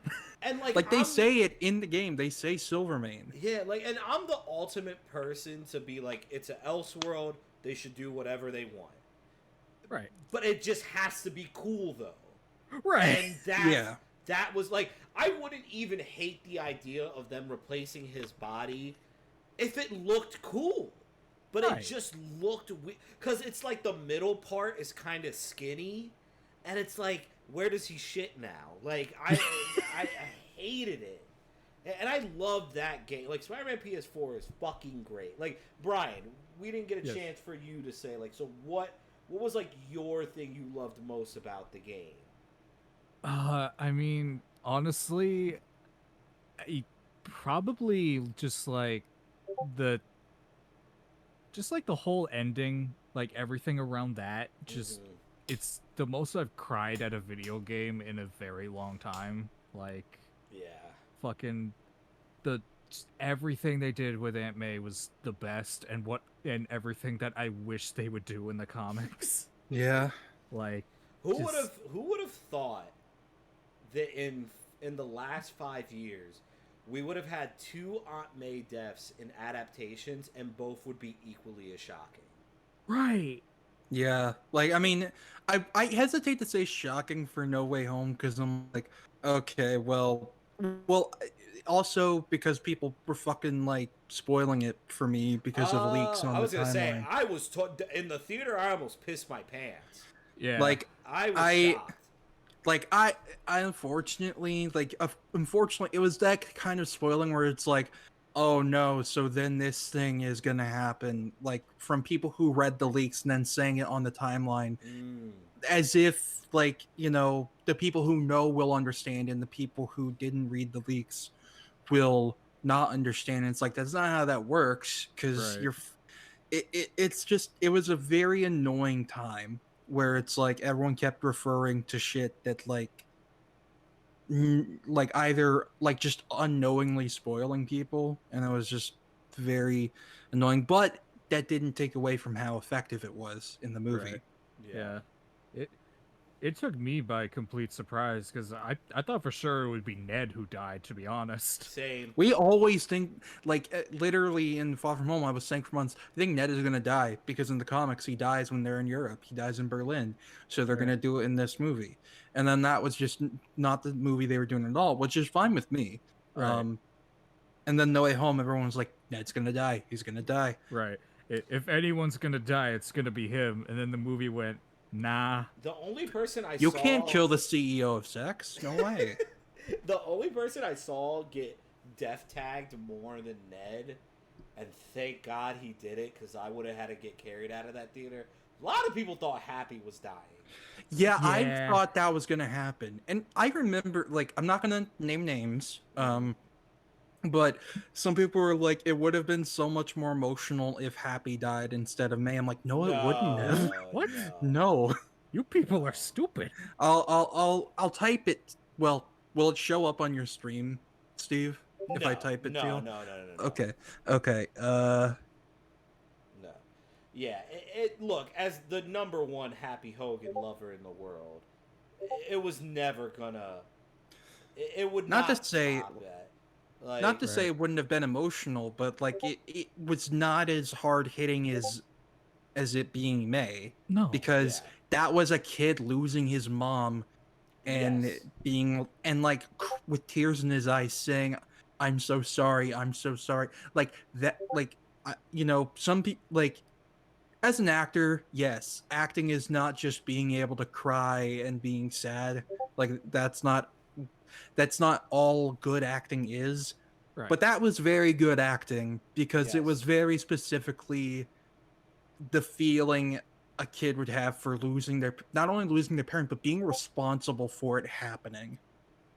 Yeah, and the only way it would have, like, I think they could have still made it work in the context of the movie if they wanted to do it, but it really was only going to be just as not just as emotional, but close, as if, like, beginning of the movie, Happy May get engaged, then you kill Happy. That's Right. the only way that works. Because Yeah. then you could do the whole Peter's like, I just got my fucking aunt's boyfriend killed. Yeah. Like, I just got another uncle, and I already got to put him in the dirt too. and it's Like, worse because he was Iron Man's bodyguard. So Right. now it's like, I fucked up so bad. I think it got- was very effective that Happy just didn't remember him. because it's like they've been through a very interesting relationship arc where it's like Happy hated him at first, then Happy was like, hey, this kid's not so bad. Happy's basically just crawling up, like, and Yeah. Peter's Russell, and that's how it played out. Yeah, And and by then like the time No Way Home happens, he would take a bullet for this kid. yeah, And it was so sad because it's like it almost makes me want them to announce that Happy is going to be like a featured regular on Armor Wars, because you could almost spiral out and put like have a conversation between Rhodey and Happy where Happy is just like, there's a void in my life that comes from like Tony dying, May dying, and I feel like there's people missing in my life that I can't even remember. Yeah. Like, because I feel like at some point in the MCU, I don't want them to make it a huge thing, but I would like to see some side effects to the gap of lack of Spider-Man memory for people. yeah, like people still know Spider-Man exists. Like they still like Yeah. it's just in every time Peter had his mask off, they just remember him having it on. Yeah. And every time he was called Peter, they just remember calling him Spider-Man. Yeah. Like, how My does it work? interpretation is kind of like the Purple Children with Daredevil, where if you Yes. go to like look at like the news articles of Matt Murdock as Daredevil and shit, it's just blank or it says something completely different to you. I think that's basically what happened with Peter, where if you try to like go back and watch like the news footage of like Spider-Man blows up Statue of Liberty, it's like he's got his mask on the whole time, even though he live streamed at Times Square with it off Yeah. for like several minutes. And like I also think like, you know, it didn't expunge all of his legal documents and stuff. Like he still has a social security, still has a driver's license, still probably got whatever there was in May's life insurance or whatever. But that like Just but nobody just knows who he is. Yeah. Nobody knows who he is. Yeah. It almost makes it interesting to even think that like you know, not to make it all about like Iron Man connection and stuff, but like Pepper can't even now really remember why her husband felt the need to do what he did in Endgame. That's like really tragic. Yeah. Or like I was surprised that Multiverse in the Madness in the Multiverse didn't make a point where characters grilled Doctor Strange for being like, you did this thing for Spider-Man and now you don't even remember his name. Like, you even remember why you did it now? yeah. Like I thought that was going to be a huge conflict in it, because to me it's one of those conflicts where fucking Stephen Strange is right for what he did to help out Peter, but if you're just a person living in the universe, you're going to be like, what the fuck? Yeah. Yeah. You just brainwash the entire universe, basically. Yeah, Like yeah. What the fuck, dude? I think it kind of dealt with it where it's like it's talking about how Steven's character flaw is his this is the only way mentality like of things, and how that can lead him to doing bad like things that affect everybody in a negative way. But it also is kind of like it just feels like, you know, not to say that I think Sam Raimi had any trouble filming the movie at all, but in terms of what the story was, you know, what's the story? Wishbone, like that like it's like they were really confused on what it even was gonna be, and it's a miracle it turned out to be as coherent as it was. Right. Especially with, with what when they said what the reshoots were specifically for.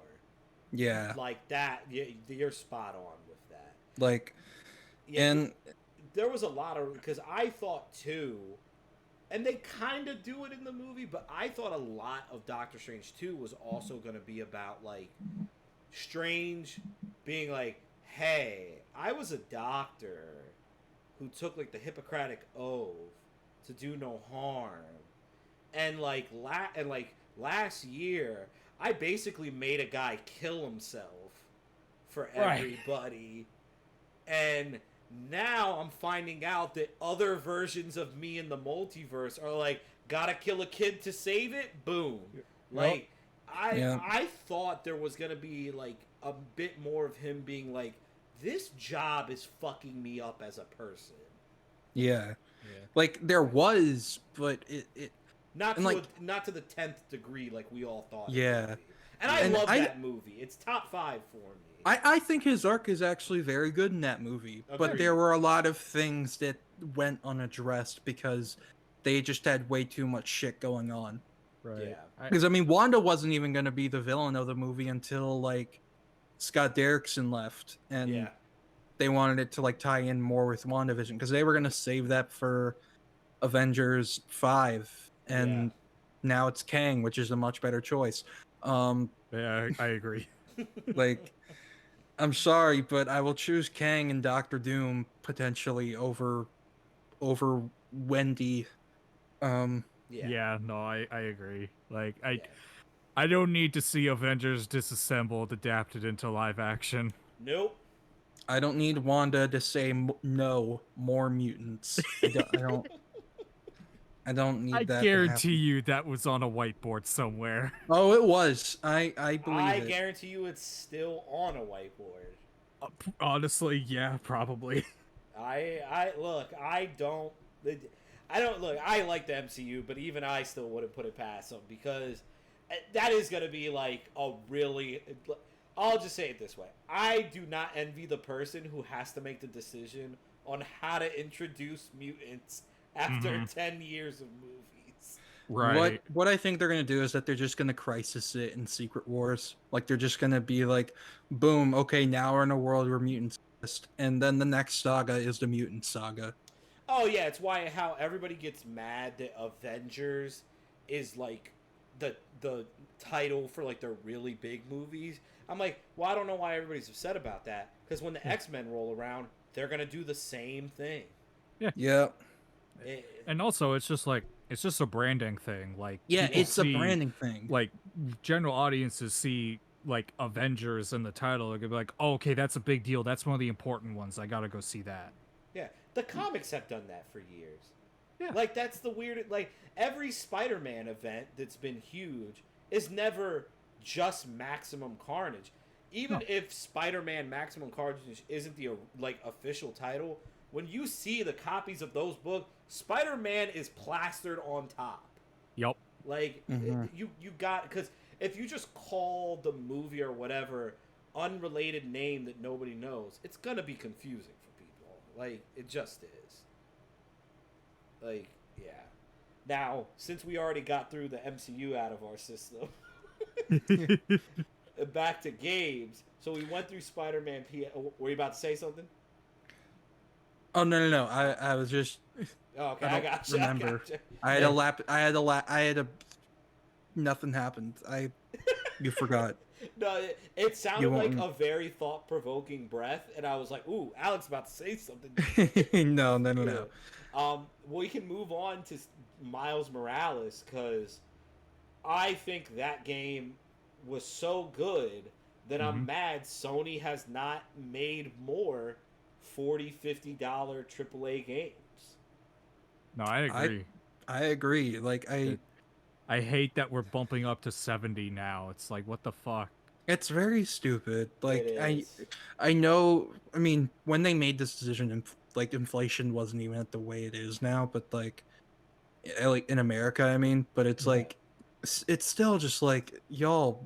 Are you just gonna keep this as a thing even when you aren't selling any PS4 games anymore? Like, yeah, I feel like they did it just because they're like, it's not really a big generational leap. Like, it's not in the way that the leap from PS3 to PS4 was. PS4 to PS5 is basically just PS4 with ray tracing and an SSD. Like, and also too, people forget that it's every time we do a generational gap, it takes time. yeah. Like everybody who's complaining about God of War Ragnarok looking like God of War 2018, it's like, well, you know, that's a thing though. Like They're also still developing it so that everybody who only has a PS4 still can also play it. Yeah. Who would have thought? Yeah, well, it's like you look at, like, there's a couple PS4, like, there's multiple sequels to games that came out on the same generation of consoles that don't look crazy better, and that's pretty normal. Like, Yeah. I think to your point, Alec, like you said, I think it's because of that. A lot of people don't remember what PS3 games look like. No. Like they Like, just don't. Like, look, when they do, they think of The Last of Us, and The Last of Us was like a borderline early PS4 title. Yes. Well, like, even, like, in a sense to insult a game. Like, look, I know I'm biased because I really like this game, but, like, when Avengers was coming out and everybody tried to say it looked like a PS3 game, I'm like, I don't think any of you were born when the PS3 came out then. Because it's Right. like, I'm playing Infamous 1 right now on PS5, and you Yo. can't even tell what direction people are looking in that game. You can count the Yeah. pixels. Yes. You can like it. Like, I'm not gonna like. I have complaints about how Avengers looks, but Understandable. it doesn't look like a PS3. It's like when. Okay, well, this is a whole other can of worms.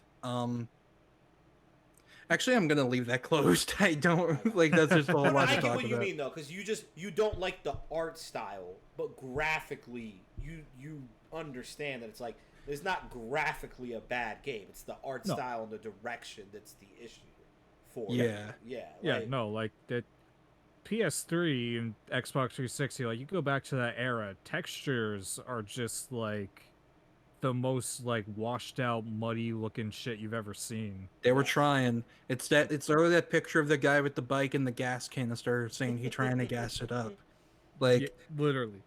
they were getting there to being more detailed, but it's looked kind of like Spider-Man 3 on the PS3 is an example where it looked like a Gmod animation. With Yeah. Jonah's broken neck as he's pointing at Peter to go get more pictures of Spider-Man, Yes. and then throwing his hands up in It- the air like a Muppet. It's what makes the puddle controversy from PS4. Like, Oh the my god. most- Shit was- Puddlegate. Oh my god. It made me so happy when Miles came out and there was just no controversy, because I'm just like, Yeah, no, everyone was just "Thank like, God." okay. Oh, well, Like- there was on our end. Well, A yeah. lot of people were saying that, like, it's the Spider-Man side game, which is understandable, but that's really the only controversy I've ever heard about it. But I feel like that only comes from these weirdos on the internet. I'm sorry for anyone I'm about to upset, but I think it's a bitter pill people need to accept. You can make a game too long, and you know what? There's Mhm. nothing wrong with making a game that can be beaten in a day Oh yeah, and paying. Yeah, there's nothing wrong with that. Like, like I fucking love Metroid. I can beat those games in like 4 hours and I'll be content. yeah, and people happily played $60 for Dread. Yup. Like, and rightfully so. It's like, Kids Dread is awesome. yeah, it's Like, like I'm Miles Morales. Oh no, sorry. Go ahead. Oh no, I was just saying I'm gonna buy Splatoon 3 for like $60, and that campaign's gonna take like what, a day to do. I was like, I don't care. I'm gonna buy it. I'm a fighting game fan, and I bought Guilty Gear Strive. I played it for 6 hours. Oh, haven't that's in the touched whole- it, and I still haven't regretted spending money on it. Did you get the bad ending that doesn't exist? For Strive? Oh yeah, it's a whole can of worms with Bridget on Twitter. Like, Oh no, I didn't hear about this. yeah, there's no bad end. It's like, so, from what I have seen, in Bridget's like campaign ending, Bridget comes out as trans, as a girl, and then like weirdos on Twitter are trying to be like, no, this is femboy erasure, and Oh my saying like this is God. the bad ending, and it's like everyone else is like, what? There's no bad ending in this game. Like, What are it's they like talking- Mortal Kombat. Like, I assume it's like Mortal Kombat, where it's like everyone has their campaign and their endings in that campaign. Yeah, you just have an arcade ending. Yeah, that's Yeah. Yeah, there's no like, the only time in fighting games you get multiple endings is just that there's multiple endings, but there's no like good or bad. Like King of Fighters 2003, I think, had 6 endings, but it's just because they were in different perspectives. There was no like good or bad. You really can't do good or bad endings in fighting game campaigns because it's like, what different choices are you gonna make? Yeah, like I think the only one I can think of is Injustice 2, where like for the final fight, if you pick Batman, you get the good ending. If you pick Superman, you get the bad one. And even that, it's more like it's just like, yeah, it's still, yeah, you're right, yeah, it's a good and bad ending. Yeah, but yeah. Look, in the Superman one, he takes over the world with Brainiac powers. It's the bad one. But I mean, it's also the one that I was like, that's the one they make the sequel to. Like that was no, you're correct. Yeah, because as much as I like the Batman ending, it's like, nah, you can't leave the Injustice universe that happy. Like, yeah, no, that's not a. You can't leave it too like tight a bow wrapped up. It's like, nah, you gotta leave something. No. In Injustice 3, they bring back Tim Drake only to shoot him before he even says a word. Fuck him. Fuck him. I'm with Let's Talk Lady Shiva. Just fuck Tim Drake. That boy did nothing wrong. But yeah, God, like Miles Morales. Except date a really boring boyfriend. That seems to be a running theme. He's really bad at this. But like Miles Morales, just top to bottom, I think it's a better made game than Spider-Man PS4. Mm-hmm. Like, you can debate. I think I prefer Spider-Man PS4 story, mainly because there are bits, and I don't want to go into this tangent all the way yet, but there is kind of a motif in these games where it's like, oh no, my friend becomes a villain and it's sad, and I have to stop my friend. Yes. And then it ends, and that trend looked like it's gonna continue with Venom, and that's why I really don't want it to be Harry, even though and not to say they can't do it well, but it's just like, is this gonna be a thing we're gonna keep doing over and over and over again? Right. Like, it worked for Ock, it worked for Finn, to me, for Tinkerer, but they're pushing it. They're pushing it at this point, because honestly, I don't like Harry as Venom. I think that's a stupid idea. Like, in anything, the only time it would have been good, it was in Spider-Man 3, the movie. Like, that's the only time I think it would have worked. Yeah. But I get where you're coming from, because to be honest, I like the idea of Harry as Venom, but like you said, because they did the Friends of Villain thing in Miles, it soured me on getting that again. And I wonder if that's why they're heavily promoting Kraven along with Venom. Yeah, so that they can probably. So they can be like, look, we're still going to give you a piece of shit villain. Yeah. Yeah. Yeah, like, don't worry. You still get the asshole. Yeah. But you also get tragic backstory anime friend. But it's also just like, I don't think that story will be as compelling as the good old fashioned bell tower shit going into Eddie Brock Venom. Not to say that Eddie Brock was the most three-dimensional character back in the 80s, but in other versions, they've done it much better. And I think that's a juicier story than, oh no, my friend who has bad brain disease now has a goo monster, and oh no, I have the goo monster, and then my friend's gonna get the goo monster at the end, and then he hates me now for some reason. Then oh no, someone breaks their neck because Osborn, and then Norman takes the green G fuel and is like, it's time to game, Peter, and then he drinks it, and then Spider-Man, the third one, where Gwen Stacy comes in and. Well, since you brought up, I'm having a stroke. let's help you decompress that stroke. I said I was not gonna get into this tangent too early, and then I just went for it. I'm sorry. We're an hour and 45 minutes in. It ain't too early. Yeah, you lasted pretty long actually. Like, it took us an hour to bring up Sins Past, so imagine that level of restraint I had to take.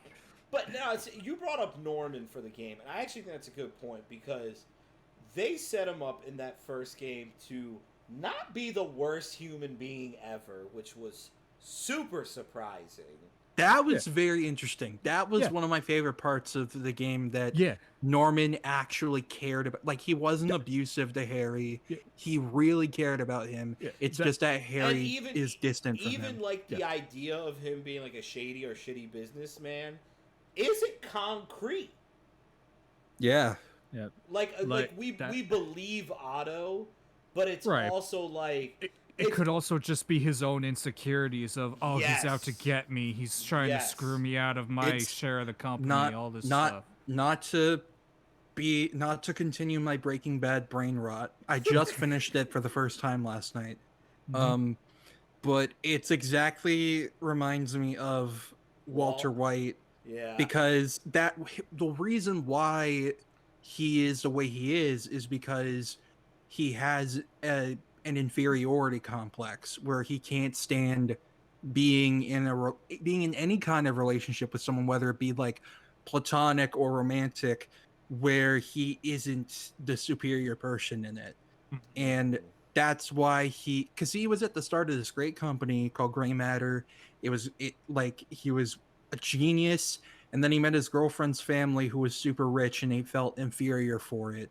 So he broke up with her and sold his shares in the company and left to marry a waitress. He was super smart scientist marrying a waitress. He saw himself as superior in a way. And then that led him to the place he dreaded the most, which is just being in a mundane, kind of pathetic life. And then he holds that resentment towards his old business partner and his old girlfriend as if it was their fault. And it's like, no, it wasn't. It was you. No, 100%. That's actually a great way to look at PS4 Otto. Holy shit. That's galaxy brain shit. He's Walter White. Yeah. He's Walter White. And but back to Norman though, because I don't know about y'all, I'm under the belief we don't get Goblin really in 3. I think between having Miles in this game, Venom, Kraven, and what other villains, I don't think you can make it work with him in this one. Yeah, no, they're saving him for the third one. They're wanting to have each game revolve around the most popular Spider-Man villains, because the 3 most popular ones are Goblin, Ock, and Venom. Like, that's just how it is. That is fact. That cannot be refuted. Venom fans, we're sorry. We know he hasn't been a villain in 20 years. But he's cool as a villain. We know. The general public doesn't want to let it go. Yeah. It's okay. Venom fans, I hear you. I see you. I know Venom has not been a villain in the comics since like the late 90s. Counterpoint, I don't give a shit. He looks cool. He looks cool. Like, I'm sorry. Tony Todd is voicing him. Yes. Yeah, like, because this has been like people have told me it's kind of a controversial take I have, and when I say this is my favorite Spider-Man character, but how do y'all feel about Miles being in the game too? Because my thing was, I was actually okay and kind of didn't want him in the game because I was hoping that his game would lead to like his own series, and also I felt with how they teased everything in the end of first one and all that, I'm like, I don't know how you fit him into this game where it doesn't feel like a glorified side character in the way where I love the Arkham games, but that's how, like, every time you got to play Nightwing, that's how that felt. Yeah, that is a very valid point, because I remember saying, since the first game came out, because I love the first game. The first game is one of my favorite games ever. It set up way too much. Like, it set up Venom. It set up Green Goblin. It set up fucking Superior Spider-Man of all things. It set up Wraith. And now we have Miles. Personally, me, and I know this wouldn't have happened just because Miles is a moneymaker, in terms of marketability, which as he should be, because good for him and good for the people who write him and do stuff with him. Like, that's great. And I love Miles. I think they should have waited until 2 to have him get bitten by the spider. I think that's what they should have done. I think they can make it work. It's not impossible. No, not Like, at all. cause what, like, not to bringing back Devil May Cry, but you know, No, Devil May please bring Cry, it back. Devil May Cry 4 isn't the greatest example because I mean that game was the main character, and Dante you play as him for less than half the game, Yeah. just rewinding Nero's levels. But there are many games where it's like you have multiple main characters you play as, and it balances. I haven't played DMC5 yet, but from I what will tell you now, it does it way better than 4. One of the greatest examples in video games history how to do it right. Yeah, Mhm. I think if they're smart, and I do believe Insomniac is smart, they will take inspiration from that in terms of like, sorry, in terms of handling multiple playable characters. Brian, I'm sorry I have to say this. Last of Us 2 also, I No, think that's fine. I get I it. I think is a good example of having multiple main characters that you play as. Half of Twitter would disagree with me, but I don't give a shit. Um, it's that is a great game to me where it's like you have two different characters that play in very similar ways but also feel different. So, like, I think they can handle it as long as they balance it out. The key, I think, is giving them Brooklyn and Queens to explore. Mm. But where it's Yeah. like Brooklyn, you can only explore as Miles, and Queens, you can only explore as Peter. Yeah. I expanding the map no matter what would definitely help out a lot Yes. with variety and shit. So like yeah, adding Brooklyn and Queens would really help, as well as just making Manhattan feel bigger and So, Also, adding more add Brian, landmarks. Washington Heights. Why is that not there? why Like, can't we go to the Statue of Liberty? Yeah, like expand it, make it like I think they are. I feel like they're gonna do that. Oh yeah, Yeah. they have to. Because I would say Spider-Man 2, aside from Ratchet and Clank, this is going to be the first mega huge Sony AAA IP that's PS5 ground up. I love Mhm. Rift Apart, and Yep. that is a AAA game, but Ratchet has never been like the crazy seller that Spider-Man is. God Yeah. of War. No, like I would die for Ratchet and Clank any day of the week, but like Spider-Man is one of the biggest money makers on the planet. Yep. Like with how much the first game sold and the fact that like I mean it's coming out on PC tomorrow. It's going to Right. be playable Like on PC. It's playable on Steam Deck. Like it fucking Sony let go with their fucking cold dead hands and let PC players Yeah. have the game. Not only That's how that, the big most it is. surprising thing, if you look at early reviews, they're actually saying the Steam Deck version's the best version, which is very now I'm shocking. now I'm very confident in my reservation for my Steam Deck. Because that's going to be my birthday present, my birthday / Christmas present, my Steam Deck. A great, So smart move.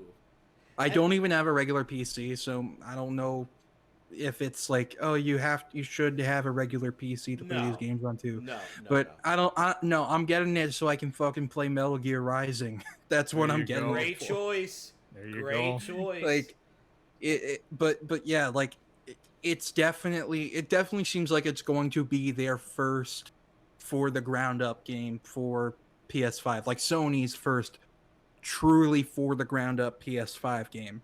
I mean, I guess maybe Last of Us 1 too, but also it's like okay, Well, I the bought first one, technically the first one was Ratchet.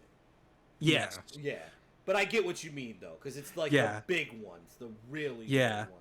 Like Brian, and I'm sorry, but despite everything, $100 is still going out of my wallet and into the mouth of Neil Druckmann for Last of Us Part 1. I know. I'm sorry. I And sent you the receipt. You did. I'm like, all right, you could You spend your money Alec, however you as a want. Pokemon fan, you gotta learn to be shameless. It's okay, brother. Oh, I am shameless. I just think it's funny to taunt Brian about it.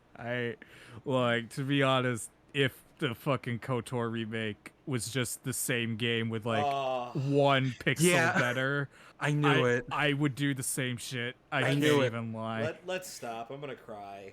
'Cause Oh, God. between that and Marvel Midnight Suns, I'm like ready to just eat my feelings. Because it's like, I've never been more devastated at video game news. because it was like, I've never played Knights at the Old Republic, and I was like, oh, God above is finally giving me a chance to play this game.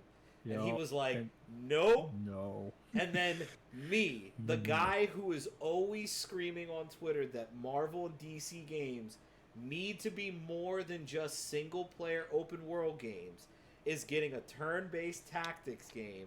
And I'm like, yes, this is for me. And God's like, not that one either. No. And If it means anything, I don't think Wolverine is going to be.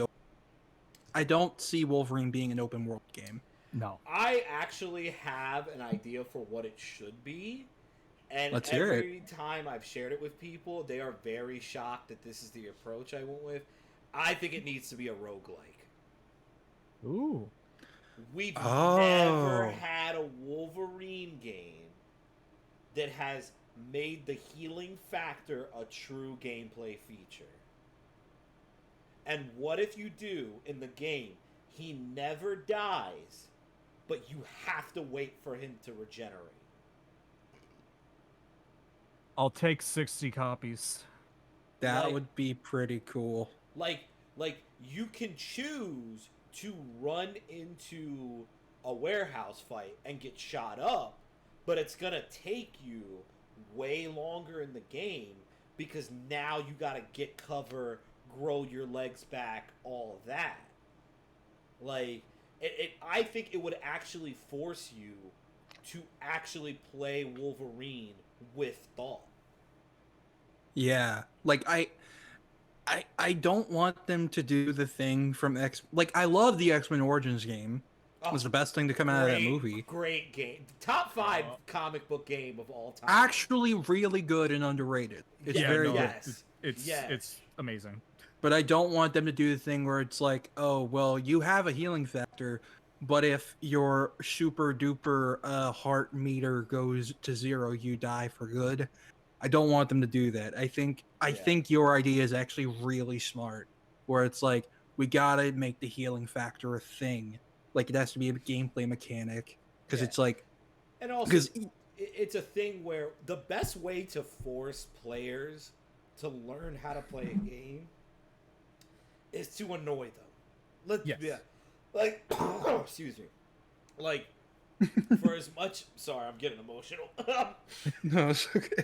For as much as people like complain about like Dark Souls and Elden Ring, especially people who don't play those games, like one of the reasons why those games are super popular with fans is because they're like, holy shit, this game is making me learning how to play it. Like and the way they do it is by inconveniencing you. Yes. Yeah. Like, you're gonna make your life hell. Yeah, that's like, why I so always to make you stronger. Those games have true difficulty. Like, I heavily disagree with the idea that, oh, if a game makes you grind to 100, like level 100, that's a difficult game. No, it's not. That's just a chore. Like, an actual difficult game is like Devil May Cry, where holy shit, you actually have to learn these combos or you're gonna have a bad time. Bro, I played DMC 1 for the first time like a month ago. Holy fucking shit. These games have given me carpal tunnel. Like, it's just like it's like DMC 4 is the easiest so far, and I'm sure 5 is easier because like a lot of the difficulty also does come from the jank of like the earlier games. Yeah, I've said before, I feel like DMC is one of those series where it just gets easier with every game. Yeah. Also, when I got DMC4, it gave me like 300,000 red orbs and 1,000 proud souls, so I could just buy everything. Oh, you're gonna get that on steroids with 5. Yeah. Yeah, no, 5 will literally throw red orbs I at think you. it gives you straight up 1 million at that. That's if you great. buy, yeah, because are you gonna buy the version that comes with Virgil? Oh, I already did. Yeah, I already have. Oh yeah, you probably also have like 10 revive items. I can't Nice. remember, but it's something ridiculous. I haven't played as Virgil yet in 3 or 4, but I don't think I will necessarily, but I'm gonna play as him in 5 because Yeah. that'll be fun. Yeah. it's Also a- because of the song. Oh, it's a banging theme. It's a banging theme. Bury the light deep within. Now, before we lose track of the Spider-Man, Yeah, I'm PS4 sorry. I'm sorry. No, we've been You are now experiencing a Living on the Edge episode post-mortem. Like this is what we do, people. It's okay. this is why we had to make Boulder Punch. Every episode of this show, me and my host has always gone on a tangent. Me and Red, when we were talking about Nier, we were talking about Catwoman for like 40 minutes. When I had Let's Talk Lady Shiva, we were talking about 7 ways Kenny Omega could beat like Batman in a fight. Like it gets weird on this show. Like so it happens. Kenny Omega and Batman, 2 bisexual icons. Yes, absolutely. I can just picture Batman being like, you know, I'm here, Gordon. Who's fucking up the town? Gets hit with a B trigger, and he's like, "You gotta be shitting me!" Like this is the guy who's whooping my ass. But the last topic about Spider-Man PS4, I wanted to ask you because I feel this is the ultimate Spider-Man PS4 debate because I've seen so many people argue about it. Mm-hmm. Does the first game have too many skins? No. Nah. Like, So I say yes. really? Here is why. I will admit there are a few skins where I'm like, I will never wear you at all. So it's but, not like, even That's that. true. It's not even that. Yeah. For me, it's more that I can't think of what skins they can add in the next one that will be nearly as exciting as the batch we got in the last one. All right, yeah, that's fair. Like, I'm expecting the next game to have 50% original ones compared to what we got in this last one. Yeah. Like, yeah. this isn't me being like, give me less value for my money. Absolutely not. But it's where I was shocked was when they gave us the Future Foundation suit. Because that came after release, right? Right. Yeah, that was the free update when they were like, oh, when Marvel's like, okay, you can put the Fantastic Four in stuff now. Don't worry, it's fine. Or like when they kept giving us the free movie suits, like Into the Spider. Well, no, one of the Into the Spider-Verse was a DLC, but like I was shocked that they gave us No Way Home suits. I didn't expect that. And I like, as crazy as it may sound, I would almost argue they should have just saved it for 2. Because I remember when they gave the No Way Home suits, I was like, oh, so I'm gonna see a lot of people playing on Twitch again with this. Not a single person. Yeah. Yeah. I think they could revamp a lot of them. Like, for example, the red and black suit from the MCU. They could revamp that with the better belt. Yeah. They could revamp the integrated suit with the correct belt too. Wasn't there an issue with the noir suit as well? Yeah, it didn't have the trench coat. Yeah, because I remember everybody kept making fun of the fact that, like, it was the one time I've seen Avengers get any praise when compared to another game. Yeah. Because everybody was like, literally the most perfect noir suit in this one, and in the actual Spider-Man 4 game, it was just rough. To be fair, it's not the only time we didn't see Noir without the trench coat because of Shattered Dimensions. Oh, yeah. But they can revamp a lot of them. I think several of them will be remodeled from the ground up. And several of them will just probably get tossed altogether. I don't see the Ghost Rider one coming back. Yeah, or if they're Yeah, nice, they'll just put them in just for funsies. Yeah, But I could see them adding a feature in 2 where they'll say whatever ones you unlocked in 1, as long as you have like save data, that's you'll start the game with those options. yeah, that would be good. That would be cool. I Yeah. would like that. Insomniac does that a lot because I remember way back in the PS2 days with Ratchet and Clank, where if you had save data of Ratchet 2 and played 3, you would get a bunch of like the best weapons from Ratchet 2 for free. And Yeah. if you had save data of Ratchet 1 from way back in the day, fucking you would get a discount at the store because in the actual game, like the story of 1, they're like, and here you'll get an employee discount, but it takes like, I don't know, like 5 years to kick in. And then game came out 5 years later, like, let's put that in. Why not? That'd be funny. And especially But, more games yeah. are moving toward, like, even Nintendo is doing this now. Like, Yeah. come on. Right. I think it's funny that Insomniac is one of the most like, arguably one of the most like user-friendly studios who make games. Like, and then they're all great and all good, but as soon as they change that goddamn face, there's hell to pay. Oh my god.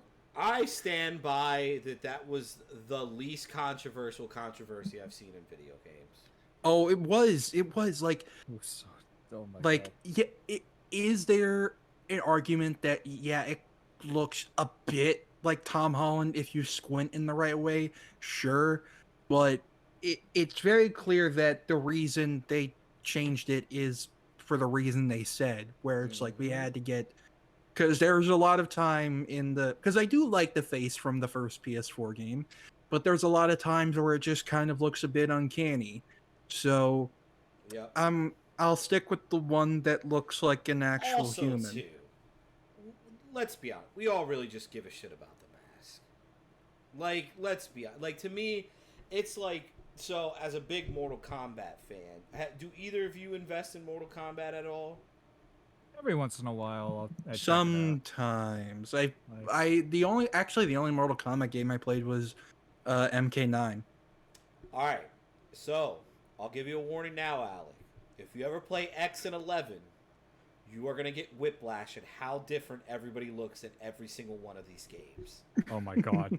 Yeah. It's like, and they get better. Like, MK11's a beautiful game. That's like the pinnacle. It looks better than Injustice 2, and Injustice 2 looks good.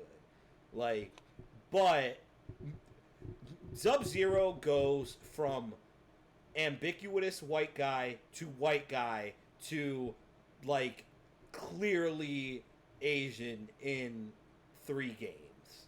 Yeah. And it's mind-blowing. Like, Liu Kang looks like a different person in every game. It's like, so when the Spider-Man controversy happened with the face change, to me it was just like, yeah, this is a normal thing. Yeah, it's not usually seen in like a game in like a big blockbuster single player action game. Like, you don't see it in Uncharted or like Last of Us or etc., etc. So it definitely shook some feathers, or ruffled feathers, I mean, but it isn't an uncommon thing in games altogether. Oh. And also, too, when everybody was like, he looks like a teenager, that really pissed me off personally, because it was just like, because ever since I've been on comic book Twitter, I'm not old, I'm only 28, I know I'm not, but I've always been a little bit older than everybody else. And I remember getting heat for being like, you're all saying he looks like a teenager. What the fuck do you think 23-year-olds look like? Yeah, right. Like, I'm 23 right now. I have a big beard. If I shave, I have a baby face. Yes. Like, to be fair, a lot of people thought I was older than I actually was when I was in high school. Like, they thought I was 17 when I was like 15 or whatever. But like, I don't look all that different than I did in high school. I just have dark circles under my eyes because of depression. But like, to be honest, unless you're doing stuff to your body that's really fucking it up, you really never, like, age hits you like a rock. Like, that's how it works. Like, just kind of one day you just kind of Yes, absolutely. And that really bothered me because I'm like, he's a 23-year-old in this game. He's Like, not gonna look like a grown ass man. Most people don't look grown. People don't look grown until they're in their 30s half the time. yeah, like Right. I say, I like literally like I'm 23.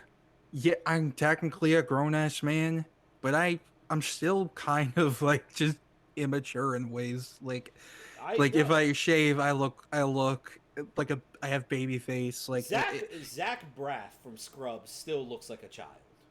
dude, Yeah. Like, come on. Like, and this dude's Yeah. like 40, but he just has a face where it's like, you look like a child. Like, yeah, it was a weird.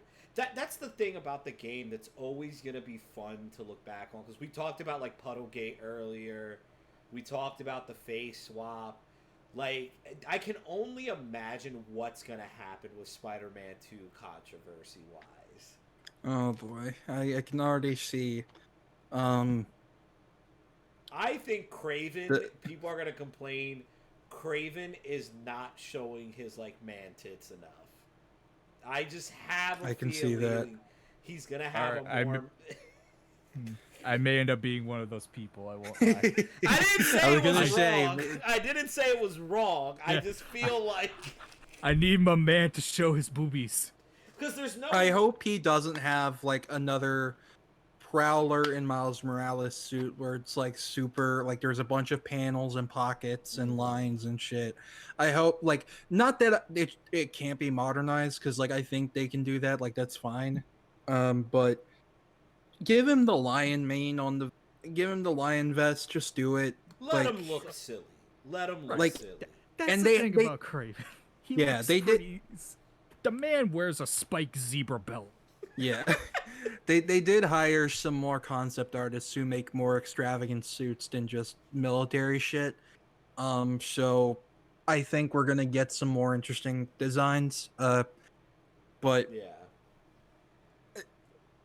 yeah, I think that's possible. I think whatever they're gonna do with Venom could draw a lot of controversy for me.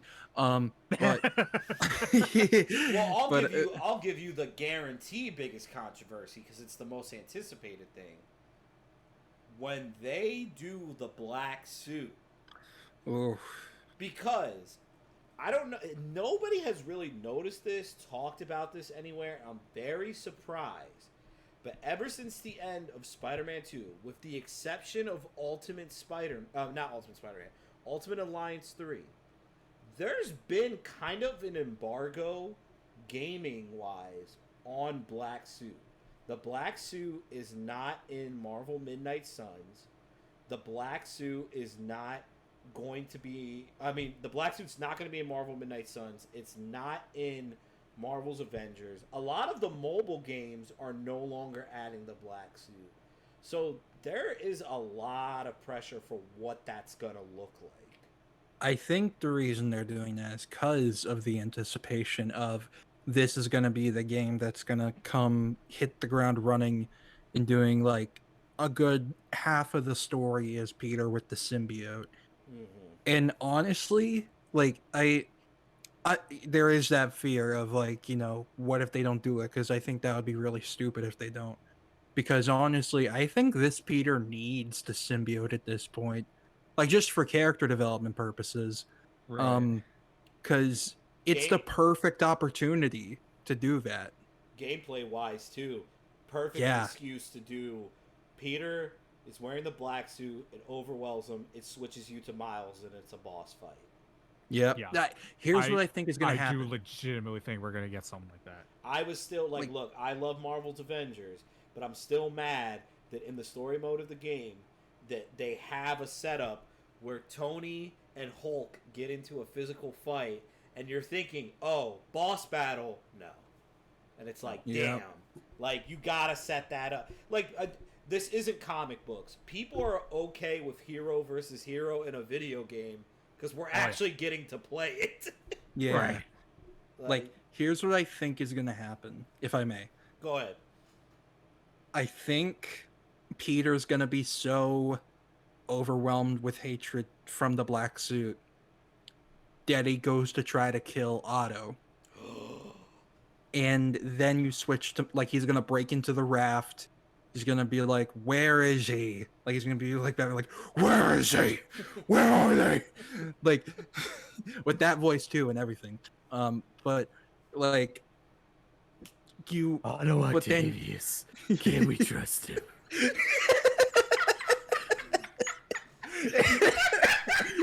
I had to. no, it's good. It's good. I respect piss it. myself. But You don't get to bust out the Christian Bale Batman voice without me. yeah, I wouldn't have it either way. Oh my god. But yeah, so Peter's going to kill Otto, and then Miles like stands in front of him, and he's like, "Don't do this," and Peter's like, "Don't make me hurt you," and then the two fight, and then they discover they're gonna do the I think they're gonna do the ultimate thing where the symbiote's weakness is electricity. I don't think they're gonna do sound or fire. They might do fire, but I don't think they're gonna do sound. Yeah. I desperately want them to reference Ultimate Spider-Man, where the boss battle takes place on a football field. Ooh. Give it to me now! I don't want anybody to be like, why would a school be near the raft? Like, why would it be near there? Because it Fuck looks it. cool. Just ignore it.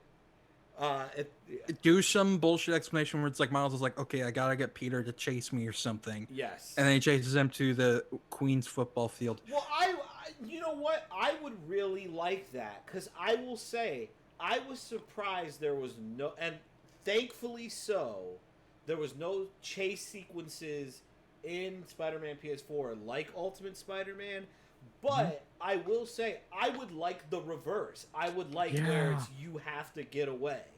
The only reason why those fucking, Ultimates... PS1 Spider-Man, like the final boss with like Monster Ock, you gotta run away. Oh, I forgot about that fucking game. This is why Insomniac should have accepted my internship last year. You're not wrong, dude, because I would love that. Because, like, there is something really cool about especially with the way the web swinging works. And I think the way you do it is you just have it to where there's projectiles shooting at you the entire time. Yeah, it's like Peter is in fucking rage mode. There's tendrils flying everywhere off of him. He is going in at Mach 2. Yeah, he's shooting fucking cannonball-sized like impact webs and shit. Also, it would be very fitting because then Miles uses everything Peter taught him through those challenges, through those hologram challenges in the previous game. And you need him. To your point, Alec, you do need Peter in the black suit to have that cool shit for a good bit of his gameplay, because the biggest risk you run into having Miles in the game is Miles, I would almost say, is objectively cooler to play as because of his power set. I loved it in Spider-Man PS4. They were like, we're going to give Peter gadgets. Gadgets is going to be his big thing. That was smart. And they could enhance that more in 2, but there's 2 risks with that. One, what if they don't come up with any more good ideas, which I think is unlikely? Or 2, what if some of the gadgets they come up with him is a little jumping the shark? Like, I mean, they did that with the gravity well thing. I was gonna say the gravity one was a bit too much for me. Yeah. But so even that's just 1 as opposed to like 10. Yeah, because like if you start doing where he has like a web sword, it's just Right. like it's like, like right. What are you doing, Peter? They're like, we learned Dimensions. we learned from the best. We learned from the Flash season 7 finale. We know exactly what to do now. Yeah, so like you gotta do something that's gonna make them just as interesting. And if you can keep them in the black suit for half of the game at least, I think that makes up for it. Yeah, I think like the arms that he has in the trailer, I do think those are in the game, but I think they're also a bit of a red herring and are kind of placement holders for the tendrils that he'll use as symbiote Spider-Man. Yeah, like before like you get the black suit, I feel like he'll have the Iron Spider arms to use. But then when you get the black suit, they're just swapped out for tendrils and web of Yeah. shadow shit. And the thing is, those arms create a very fascinating story because that is very clearly Doc Ock tech. That's very Yes. clear the same material, just repainted to be red with blue lights instead of yellow lights coming out of the tips. So it's like, what is Peter trying to accomplish with this? Is he trying to like make up for what he sees as his failure? And it's like there is a great opportunity for a great story of Peter kind of falling apart in this game. And I mean, they did say that this game is going to be their Empire Strikes Back. Mm-hmm. That's what either Insomniac or Marvel Games had said that if Spider-Man PS4 was their New Hope, this is their Empire Strikes Back. So I think it's going to be, we're going to get shit of Peter falling apart in a way. And I think this Peter needs that to develop more as a character. Honestly, what I think the right way to do it is, instead of having a major death in this game, because we could get 2 games out of this, is you have of the end of the game where they saved the city, whatever, but at the end of the game, you kind of tease Norman's descent into madness, where he does something that causes like Miles to get incredibly hurt, like does not die but is seriously injured, and the game ends with Peter at his like another huge failure, but there's no lesson of like positivity to take. And then if they ever do a Miles Morales 2, they could do a story that you don't really get in comics, games, all that often with Marvel and DC characters, where it's Miles has to now live with the fact of, holy shit, I almost really fucking died. And I really got my ass handed to me, and now I'm not sure if I can go out there anymore. Because I always think that's like an arc that doesn't get told enough. Like, not to go on too much of a tangent, but like in Ultimates 1, in the Ultimate Universe, one of my favorite moments ever is Ultimate Iron Man gets blown out of the sky by the Chitauri, and like soldiers try to help him get back up, and he's like, fuck no, I'm not going back out there. Aliens are invading the planet. Like, yeah. I did not know. Captain America never said this. Yeah, and I was under the impression we were fighting like Al Qaeda or some shit. But it's one of the most inspirational moments though, because then one of the soldiers and a bunch of civilians go, but if you don't get up, who is? And he just sees these kids scared, and he's like, plug me up to a telephone pole. And it's like, yes, like I would like that for Miles, especially because they don't really do that often with teen characters. They tend to make teen characters the fearless ones. Yeah, that's really true, especially like nowadays. Like Peter used to be the one who was all kind of like that, but now it's like they're a bit too happy-go-lucky and they're not afraid, and it's like that. I think that would be a very relatable story for Miles to go through. Like, yeah, that's a really good idea. That's a really good idea. Well, because you need, like, because I want a Miles 2. And I actually, and like, I know a lot of people are like, they shouldn't do a 2 unless it's a full game. I kind of, I'm indifferent to it. I wouldn't mind another, like, game like the first one. I just think I want to see more of this in Universe's Miles story separate from Peter. Like, I think you could do some really interesting things with it. Yeah. And especially with like because I think that's the biggest thing that's holding back Miles Morales as a character, and they did a good job of going around it in Spider-Man and Miles Morales 1. But like, his villains are either Peter's villains or the Prowler. Like, they gotta start building him up for his own shit. It's one of the things that hurt Nightwing for a long time, where it's it's like, oh, the coolest Nightwing story is going to be him versus the Joker. It's like, why doesn't he fight fucking somebody in Bloodhaven? Yeah, like, right? I think the only 2 Nightwing villains I can think of are like Deathstroke and I think his name's Blockbuster or Cinderblock, something like that. Blockbuster. Blockbuster, yeah. Blockbuster, But okay, is Blockbuster memorable, or is he just No. around long enough? Well, he's memorable he's just for a there. very bad thing. It's like Baron Corbin in WWE, and like WWE fans, and WWE fans love to be like, oh, he's such a great heel. Look how long he's been on TV. It's like, does that really mean something though?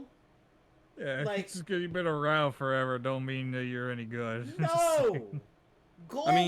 Goldberg it's like- wrestled on national TV for decades at this point, and he still can't do a suplex without hurting himself. It's like same with like the Miz wasn't even like considered to be a great like No. character until 2016 when he was doing his whole thing with the Intercontinental Championship Yeah. and like was doing the Hollywood stuff.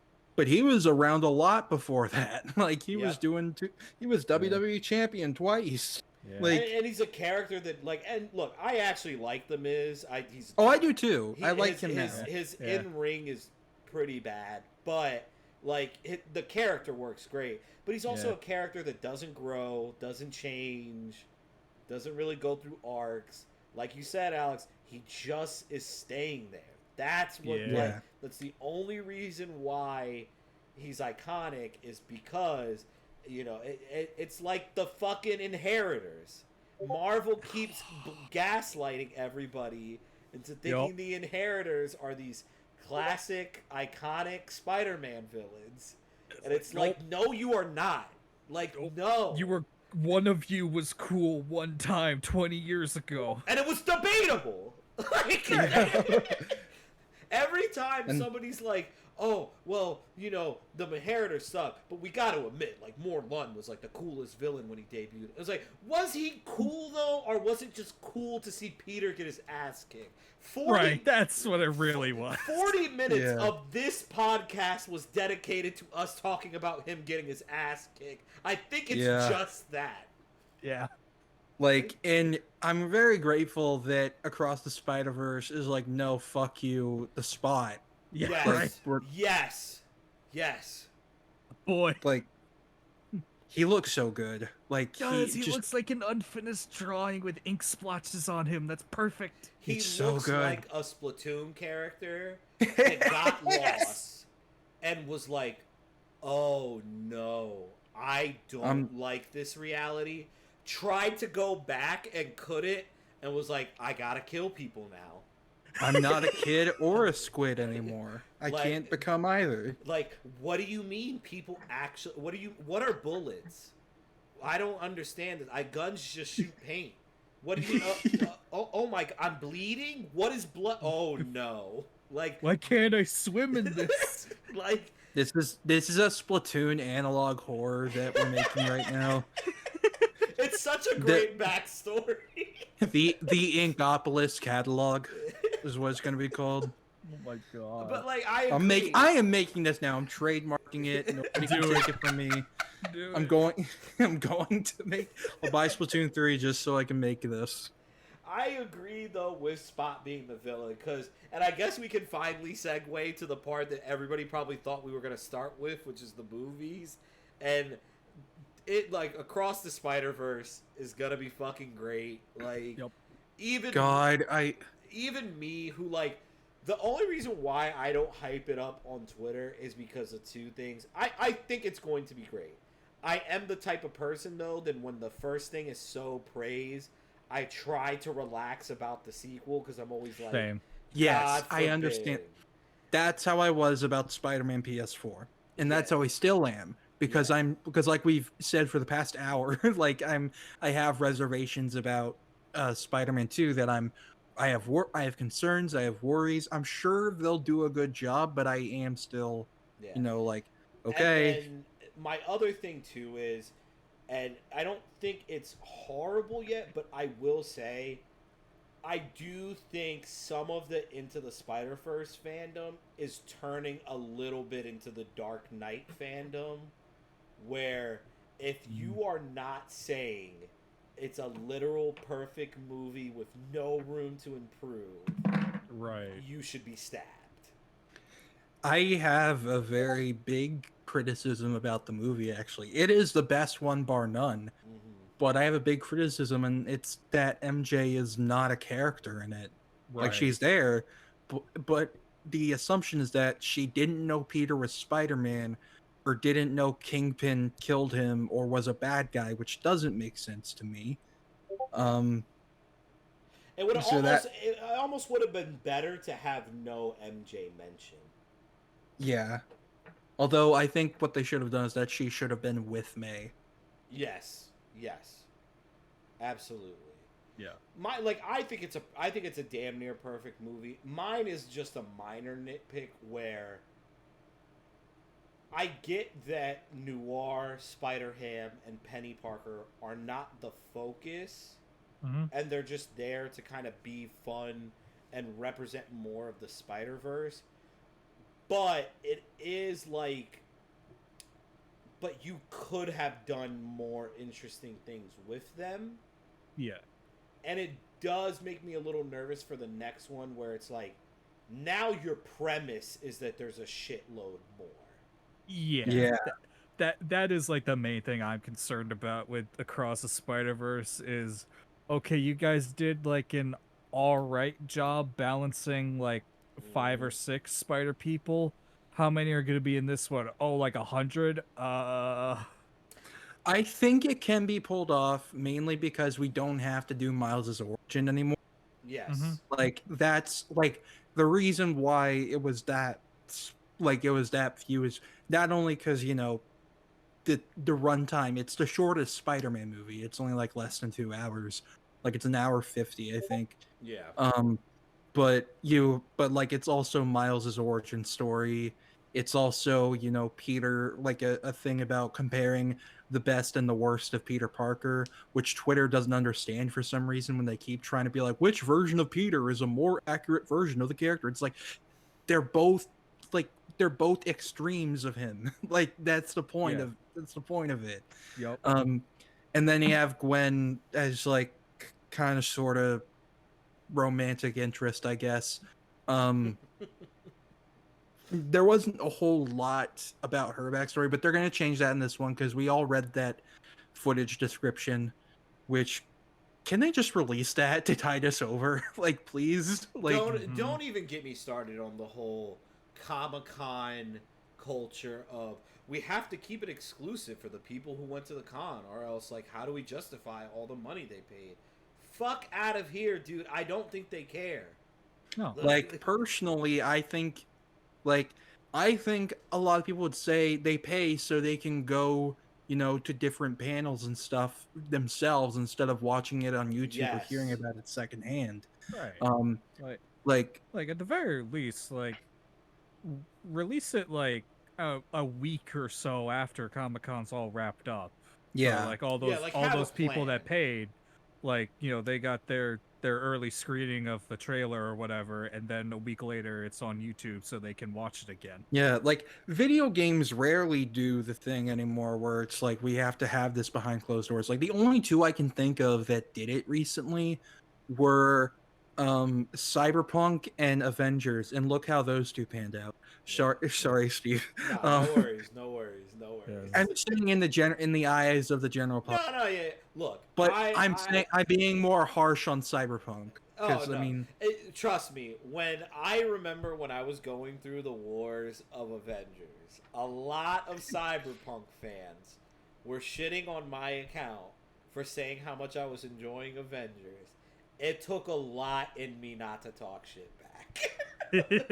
and now look who's laughing now. Exactly. Look whose game is actually still getting supported somehow. It's Like, I and apparently the newest, like, not to go on Twitter, the newest rumor is apparently Embracer Group is like, we can turn this game around better. It was set up for failure. So I'll just leave it at that. I think there's a possibility that some stuff can be salvaged. I think Well, it's well, possible. part of the thing was it came out recently too that Square Enix wasn't supporting its Western games because they Oh, yeah. believed that if the Western games succeeded, it would hurt the sales of their Japanese focused titles. Which makes no sense. It's Not like it's a like goddamn bit of sense. it's like when Sega was like, okay, we're gonna have two Sonic universes, one made by North America and the other made in Japan. And they're like, okay, we want this. We want to do this. You can have carte blanche to do whatever you want. Then like a year later, they were like, actually, we don't want that. That you can't contradict stuff in our universe. And then to the point where they just made it so that nothing fundamentally changed. So it's just it's stupid. Between that and like the stuff going with HBO Max, it's further proof that people in charge of billion-dollar companies are not the smartest people in the world. They're not. They're really not. Like the fact that you have someone who works at HBO and is trying to make the argument that HBO Max is considered a failure, even though all data shows that it isn't, blows my mind. Like the interface is, out a bit can use some work, but I don't think anybody's ever like the only thing people complain about is that so many movies get taken off. Like yeah, and there's no rhyme or reason to it.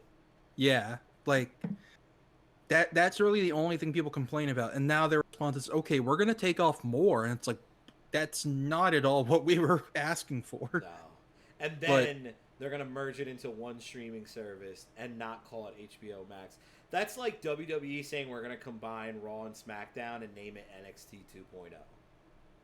Like, why would you pick the name that no one likes? Like, oh boy. Yeah. But back to Spider-Verse. Now, one thing I'm curious on y'all's thoughts on, because it does look like a big focus of the marketing, not necessarily the movie, but the marketing, is going to be Spider-Man 2099, which, understandable, one of the coolest looking figures. Oh, by the way, someone has a better picture of the figure of Spider-Man 2099, so you can see a bit more of the detail in his suit and like the pattern of it, and I think it's very cool. It's very tech. I'm excited to look at that.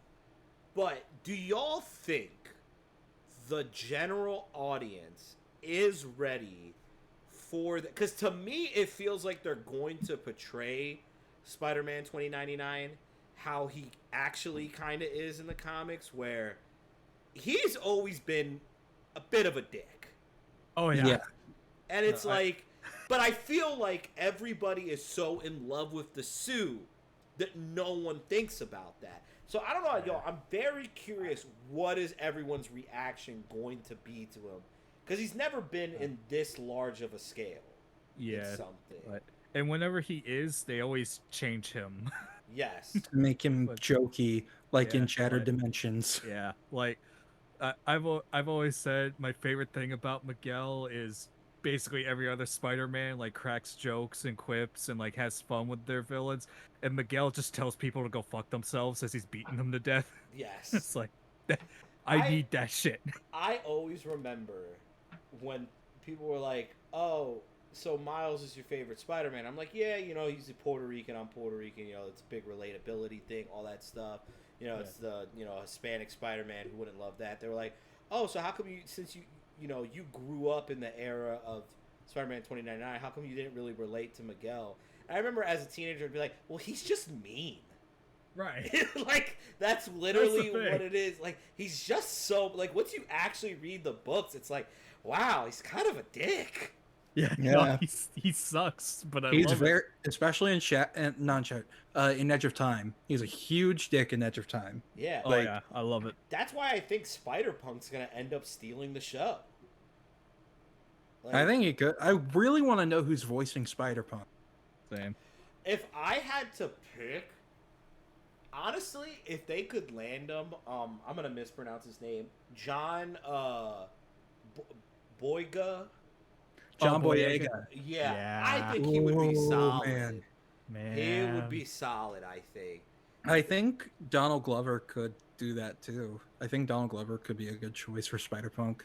Oh, yeah. But isn't Spider-Punk based out of the UK? Not that I'm aware of. No. It's not? This is why, because it started as a redesign for Spider UK, but then they were like, this is a bit too punk, so let's make it, let's just have him be in a universe where it's punk rock versus the corporate government of America. Wow. So yeah, Spider-Punk is My American. whole life is a lie right now. Yeah, I don't like that you I, just did this to me. I definitely understand because punk and UK very much like in the same boat, kind of. Isn't his Uh, fucking first name like what is it again? Hobby, right? Hobie Brown. Yeah, he's Yeah, an that's a alternate universe version of the insane. Prowler. In fucking Sandman, there's a British guy named Hobby. Like, come on. Like, Yeah, I feel but no, lied to. he is American. He is American, but they could make him British. They could. I don't think Yeah. anyone's gonna be upset. No. I don't think so. There will be some nerds who'll be like, "You made him not American, god damn it," and then Chris Miller will just point a gun at their head and Yeah, shoot he'll them. just be like, shut up. We'll We be like, don't hey, care." Vince McMahon, calm down. Let's Yeah. relax. Let's relax, buddy. It's okay. Yeah, like, because I'm also wondering too, like, because I think they'll be the two main ones that they add, but I am curious how deep they are going to go into the spider field, because I think the big one is, I'm very shocked that this is a specific one people want. A lot of people want to see 90s animated series Spider-Man back. Yeah, I do. I think it could happen. I think it's very possible to happen. I think here's what I think is going to happen. I think they are going to get back. I think they are going to get back Christopher Daniel Barnes. I think they're also going to get back Josh Keaton, because it's like you're doing a multiverse animated Spider-Man movie, two of them. Yeah. You are going to get people who have voiced Spider-Man before or who have played him before. Right. That's just Yeah, that's Yeah. And a lot of people still view Josh Keaton as like the definitive voice of Peter Parker. well, I mean, so does Marvel and Sony, because I mean every voice that has come out for Spider-Man after him just sounds similar to him. Yeah. Like I mean, all the love to everyone who's voiced Spider-Man, even if I didn't like some of their portrayals. But like I mean, Yuri Lowenthal, Sam Riegel, Regal. Sorry, Yeah. No, Sam you're good. Riegel, This is- Sam Riegel, Yuri Lowenthal, Robbie Damon Akechi. That's his full name, Robbie Damon Akechi. And now Sean Chiplock. They all sound like they're trying to do Josh Keaton, and like I think Yuri does it the best. But it's just like Spider-Man has had more voices than just Josh Keaton. Like it's like how like a lot of Batman voices have tried to be Kevin Conroy. It's a hard thing to manage, because once you mess with the formula, fans do like to get upset. Like, this isn't me trying to again defend Avengers for my sake, but it's like I remember a lot of people at first were like, I hate the way Steve Rogers sound, and I remember being like, how are we upset that he finally sounds like he's from New York? Yeah. Right. And it's like, and I remember seeing someone like, Steve Rogers should just always sound like he could just be anybody. And I'm like, have you met anyone who grew up in inner city New York? Because that is not a thing. Yeah. Like, This man is from 1930s, 40s Brooklyn. yes. Like, You want to know a fun fact? Y'all know who Steve Rogers' voice from the Avengers game also voiced? who? Chris Redfield in Resident Evil Village. Oh, Yep. I love it even more. Yep. Oh, they need to have him punch a boulder in the next DLC. Please. They will. They will. In the Please. Mercenaries, they're gonna have that. Yes. One day. But You yeah, need to like get I some actually think that's a show. really good point on the voice acting stuff, because like I feel like that's the biggest, because even with the teenage Peters, you make a good point that they do it too. Like that's gonna be a hill to climb for freshman year. Like my favorite Spider-Man teenage voice is Sean Marquette from the Ultimate game. Because anytime I read Teenage Spider-Man, that is who I hear. Same. That is who I hear. Yeah. Especially when reading Ultimate Spider-Man. Like that just sounds like him. Like So honestly, part of me is just like, we got Sean Marquette back for one more thing, please. Like, No. please. The Like, it one, just. though, honestly, I think all of them are on the table. The one I don't know if they'll do, because if they do it, they have to announce a revival afterwards, is Spectacular. Yeah, Because I Yeah, don't that's the thing. foresee. you cannot show him and then expect fans to drop it after that. It's like when they did Teen Titans Go to the movies, and they had that post-credits scene where people were Mm-hmm. like, "Oh, they're Yeah. gonna do Teen Titans season 6," and it's like, no, it's Mm-hmm. setting up a direct to DVD movie. No Way Home with Amazing Spider-Man. Yeah, Yeah, Like, people are still clamoring for Amazing Spider-Man 3 and and Toby Spider-Man 4. It's and like, it's like, why guys, would you want 4? Amazing Spider-Man 3 I can somewhat understand.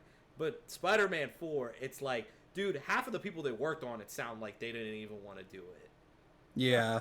yeah, Like, by the time like they were making 3, Sam Raimi was like, I don't like this anymore. Sam Raimi did say like he would be open to it now because Yeah. now that he has a working relationship with Marvel again. yeah. Like Yeah, he, but I would still just not trust yeah, no, I like don't think it's gonna happen. I don't Avi think it will. Arad Yeah, and the only way I could buddies see to it not is ruin I it. do have my conspiracy theory that I think at the end of this year or by the end of 2023, I think they are going to make the announcement that there will be non MCU Marvel movies made by Marvel Studios. I think there should. I think There's that's like there this is the should, problem. and it's. I think it's gonna happen. I think Batman is the reason why it's gonna happen. Yes, that's what I've been saying. That I've been saying ever since the Batman came out. That like what Marvel needs to do to like keep, you know, their brand afloat is maybe tone back as the amount of like MCU stuff you're putting out. Mm-hmm. Give just a standalone project that can take place in whatever fucking universe you want. Give it to some director who really has a passionate idea for it and let them go ham on it. Like just do that. Like I want, believe it or not, I really want a Spider-Man movie that tackles some darker stuff again. Yep. Like unfortunately Amazing Spider-Man didn't do it all too well cuz they kind of muddled the whole like point of it being more grounded in reality and realistic by having giant lizard man um Try to give bad, everyone cloacas. try to give everyone Chloe cuz that's right. That was his plan. You can't say it wasn't. It was his plan. Like it, like the movie feels so like grounded in reality, except for the bullying scenes. Like feels so down to earth and shit. And then Dr. Connors starts like being very unsubtle about being a villain when Peter goes to see him at Oscorp, and it's just like this doesn't work. Like I think I not to say like like I want a Spider-Man movie that's darker but isn't grounded in reality. Yeah. Like I want them to do ultimate stuff. I want them to do that. Like I think it could do well. I think it could. Like same for other characters and whatnot. There's 2 reasons why I think they're gonna do it. Well, 3 because I mentioned Batman, but the other main 2 is one, and I think you shared the article about Alec where Kevin Feige doesn't want to be on every set anymore, and his main job is just to make sure that MCU stuff all connects. So he could just be like, hey, fucking, Steven Spielberg, make your Elseworld 1960s Fantastic Four. I don't need to be there. Do what you want. And then 2, it's your perfect excuse to use characters and do stories you can't do in the MCU anymore because they're either dead, it doesn't fit, whatever. Like, I don't think that we are going to get through the next decade without Demon in a Bottle being an animated movie. I think it's going to happen. Yeah. Yeah. Like even though they tried to do it but not really in Iron Man 2. It's just and like you know what? I always say, as an Iron Man fan, this may sound blasphemous. I was glad they didn't do the alcoholism in the MCU, only because with how things have turned into the comics, it becomes a distraction. it's just so played out and tired in the Yes. comics already. Also, it's like, because of RDJ's like Yes. history, Yes. like It would be uncomfortable. it makes sense that they wouldn't want to do that. Yeah. It's the same, well, not the exact same, but it's like, why I'm okay with them retiring T'Challa in the MCU, because it's like, I don't think anybody, like I was telling Brian this and our friend Trey this, I don't think anybody on that set would be comfortable seeing another actor no. step into that role. Like I don't not even the actor would be comfortable No. in that. And it would show in the movie. Like it Oh would yeah, show. no. Anyone took over as T'Challa, like they'd be despised by everyone forever and would just be really uncomfortable taking over. It's one of those situations where no option is a great option. Yeah, Like like it just sucks. it just, because I do have sympathy with the recasting side, because like as a brown man, if we lost like an acclaimed actor that played Miles, I wouldn't necessarily want Miles to be retired. But then to y'all's point, it makes sense that the people that work with him are going to feel differently. It's like there's just no winning in reality. And Yeah, at the end of there the really day, it's just better to retire them if it makes the people who actually have to deal with the situation feel more comfortable. Yeah, It just and like is. it would be hard to make a movie that pays respect to him if you have another actor playing his character. Yeah. It's not impossible, but it would be much harder to And- pay tribute. And then also too, I think, like I said, if they start doing non-MCU movies, and I think a big part of that is going to be animated stuff. I think Yeah. you can do like an animated Black Panther classic story with T'Challa, and that will bother people less. Yes. Stuff like that. Because Here's what I'm pitching: animated Ultimate Spider-Man movie. Yeah, Give that's it a to me. go. That I think the most likely one that will happen, because I think this is the closest to like a modern day Spider-Man movie. I mean, modern day classic quote unquote story that we've had in recent years. Life Story. Yeah. Yes, I could very much see that. Yeah. Like that's the book. I've started seeing that be recommended as a jumping on point. Like that's to me the sign of it being kind of a classic, where it's like, Yeah. this is the and like I think you got it. And especially with Spider-Man, because you're already like, to be honest, they're kind of already doing it with freshman year. Yeah. I mean, like, freshman year is basically just them being like, we want to make our own thing. We don't want to be beholden to any continuity. So we're just going to have this be in a different universe where instead of Tony, Norman Osborn just shows up and says, you shoot webs, I make green fluid. We are not the same. Yes. I do think like what happened was originally it was gonna be like a canon prequel like mini series thing, and then they very quickly realized we can't do shit with that setup because it's And only also- 6 months and Vulture is the first villain in a movie. We got nothing. Yeah, and I feel like they also saw potential in what the team was doing, like just the writing and the. Right. I mean, I know there's that whole thing where they're like, "Oh, who Peter's crush is in the show," and even then, that might not actually be legit. Yeah, because I mean, they call Harry Peter in that article, so I'm not taking that at face value. Yeah. Also, too, as the guy who gets labeled as just liking everything the MCU does, so this is at my own risk. That the art style looks so good. I'm gonna be honest. I'm willing to forgive 90% of whatever that show does. Yes, Right. Just by like, design. Just the fact that it looks like that makes me go, you it do is- whatever you want, buddy. Yeah, it is clear that they are making an investment in animation again. Yes, Mhm. because Kevin Feige's finally like, what the fuck was Jeff Loeb doing with those shows on Disney XD? Yes. Where's the Yes. shading? Yeah. Yes. You looked at an episode of Hulk Agents of Smash and went, what And the actually, fuck are you people doing? Well, that was when they did have shading. They don't anymore. Actually, Not to much. your point, Alec, and it kind of ties back to the Kevin Feige not wanting to be attached to everything. I wonder if he also was part of the call to not make it non-MCU, because maybe he was like, dude, I don't want to supervise a fucking cartoon. Yeah, I feel here's what I think is gonna happen, because it's interesting, like that article saying he doesn't want to be on every set, but it's like he's greenlighting so much shit at once. There's going to be 37 phase, like the multiverse saga has 37 projects, like will have 37 projects in total, which is way more than the Infinity Saga. And it's like, bro, you gotta compartmentalize. You gotta make a new division for TV and a new division for animation. You have to, for your own mental health, and so this all doesn't feel like the same shit. Like you have to, you have to at this point.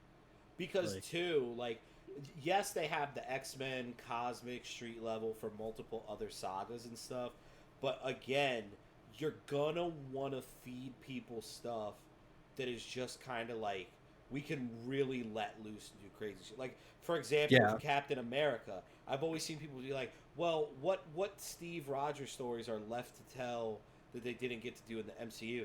I'm like, dude, if you make a Captain America Man at a Time show or movie that isn't connected to the MCU, people are going to flip. Do it give it like 6-7 years after Sam's already been Cap for a while, and then you can go back to that, because that would people would lose their mind. That's a classic story. And like for Spider-Man, there's so much stuff. Oh, Maximum Carnage, right off the bat, man. Like, come on. Like there's so much that like they can do, whether like they do like non-canon live action stuff or non-canon animated stuff. I feel like What If was also a Richter scale. It was kind of like a test to see like, okay, does this all have to be MCU connected? And then What If got kind of lukewarm reactions, and they were like, okay, you know what? How about we just let's just free ourselves a little bit. Let's just do whatever and see what happens. I think they know they beefed it. Like, I feel like they know they did, because they wanted their cake and eat it too. Oh, we want it to be an anthology series, but also it has a total interconnected story in it. It's like, you sure about that? Yeah, you can't have it both ways. Like, I will say, I'm not. Oh, sorry. Go ahead. I was gonna say, like, I will dick ride Infinity Ultron all day long, but like you can't be like, oh, it's an anthology and then have everything cross over in the final episode. Meaning I'd have to have been paying attention. I feel like season 2 and season 3 might just be more like, I feel like they're gonna stop doing. I feel like they're gonna put an end to the crossover stuff. I feel like that's just, I don't foresee that being a thing that stays, because like, I mean, they're not really going to do that in Marvel Zombies. Like, which I wasn't interested in that show before, but I kind of am now, because they said it's TVMA. Yeah, which was a lot of people are sleeping on Disney Plus being adult. This was a quiet announcement that nobody noticed, and I wonder if you guys saw it too. They announced earlier this year that they're going to be doing like a horror anime on Disney Plus. What? Yeah, look it up. I can't remember. Let me see if I can find the name of it real quick. But yeah, it's like a dark, spooky anime coming to Disney Plus. What was the name of it? Disney's summertime rendering. Yeah, it's supposed to be like this weird, like darker anime-ish title that's going to come to Disney Plus. And there was like concept art, and it was like kind of like, it was like, it's literally somebody being dragged in the middle of a dark street. And it's like, whoa. And then between the Netflix stuff, the Deadpool movies coming to it, it's like, I think we are very close to like getting more mature projects. And I'm not even one that feels like, oh, we desperately need this, but like it's coming. Like Peter Parker's gonna be in an animated thing where he gets his ass beat more than usual. Yeah. Like, poor guy. But And like, especially with freshman year having that vibrant art style, like, and some of the characters they announced for it, like, I don't think that's gonna be like super dark or anything, but I could see it getting really rough. I think what I was saying is that I think they're gonna loosely adapt Ultimate Six for season one. I think that's what's gonna happen. Oh, I like that. What I was saying is that I all the like villains that. in season one are paid off by Norman to go after Spider-Man because Norman's testing Spider-Man to see if he's worthy enough to become the sixth member of his Sinister Six. And as soon as Peter rejects him, all hell breaks loose. Like it, he is not safe anywhere. Oh, Like I think that's what's gonna happen. that's really fucking good. Yeah. Do you think they'll have characters inserted for the Ultimates, or it'll just be Peter solo? Uh, it could be Peter Solo, but I think they could also because I mean Doc Ock's gonna be in it too. Doc Ock's a villain. Scorpion's a villain. Well, we know Doctor Strange like a main character in the series too. Yeah, and Daredevil too. Daredevil's in it. Yeah, Voiced by so Charlie Cox again. Yep. that's still fucking crazy. Fucking Nico from the Runaways. Yeah, so they and Yeah. isn't if the Pearl thing turns out to be true, they have Pearl. So yeah, you kind of do have a substitute for the Ultimates already built in. Yeah. Yeah. I Although can't- I do hope we don't have another Spider-Man team up show. I hope it's still yeah. because I mean we had two of those already. You've already had two of those. We don't need another one. I think that the more focus, I really think this is going to be the show that is really all about the relationship of Peter and Norman. Like, just because of how much the Comic-Con reveals was about the fact that Norman's the main villain. Like, I would love it. Even though this book isn't that great, it's still one of my favorite Spider-Man endings to a comic. Did either of you ever read Marvel Knights Spider-Man? Yes. I could see Long time ago. Do you remember the ending, Alec? You'll have to refresh me. It's been a Oh, while. I'm so happy you don't remember. So, because it's the weirdest fucking thing but it works. So at the end of Spider-Man, Marvel Knights Spider-Man, Peter defeats, Norman. He gets a and all that stuff. He gets a letter in the mail from Norman from jail. Wow. And he and the letter is just, greetings, my beloved Peter Parker. I hope this letter finds you in good high spirits and well. If you're getting this letter, we just had one of our latest battles in this ongoing rivalry, and it just makes me happy to know that we're still doing this and still getting through this fight. And I really just, I know that I'm going to be in your hearts and prayers just like you'll be in mine. And just know that I'm sending this with my warmest regards. Love, Norman Osborn. And that's the end of the book. Ooh, Like, that would be a very good way to end freshman year. yeah, like the first season, and you just have Peter in his bed alone, realizing I am never gonna be fucking rid of this guy. Yep. Like, because if you read, because the book is kind of not that great, but if that ending though, that made Norman scarier than anything else I've ever read. Yeah. Because it's like, no, this guy actually thinks that this is fun and games between each other. Yeah. Like it's like Joker but better. Yes. Because Batman would see that and be like, I don't give a shit. Peter would see that and be like, I'm not safe. Yeah. No. Yeah. Right. Yeah, because I have high hope. Like, I know with you brought it up earlier, like the leaks and stuff, but I'm still super excited for that. Me too, yeah. I think it's going to be their best.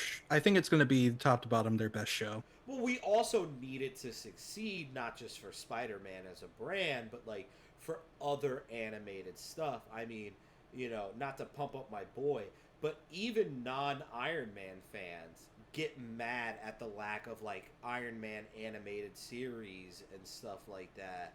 Or like the big one I've always seen is people are like, why don't they give another Iron Man anime a shot and stuff like that? Like, you know, I know they're doing X-Men 97, but I have like mixed feelings about that one. It feels like the show that didn't need a continuation, but is getting it because it's the most popular one. Yeah. Mm-hmm.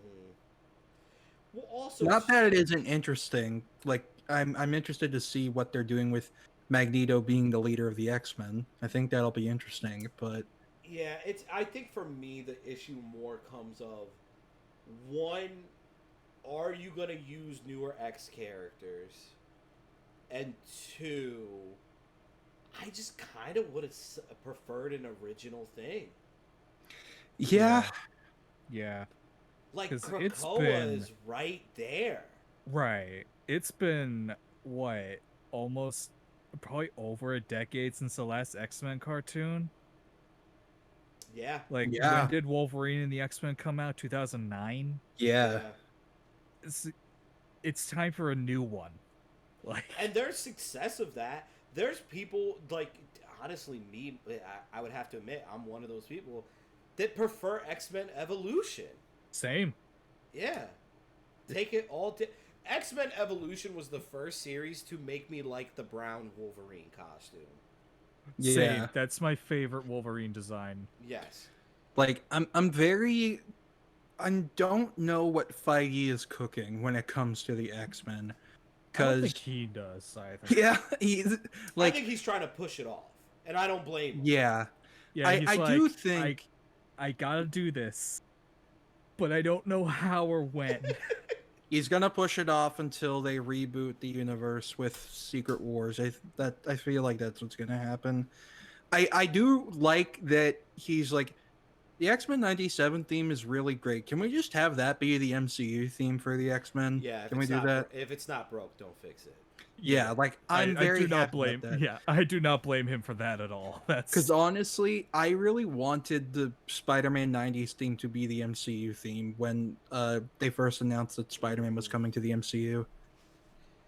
Yeah, it's the X-Men stuff is just hard because it's just like, what era, what character, Right. like what How do we explain this?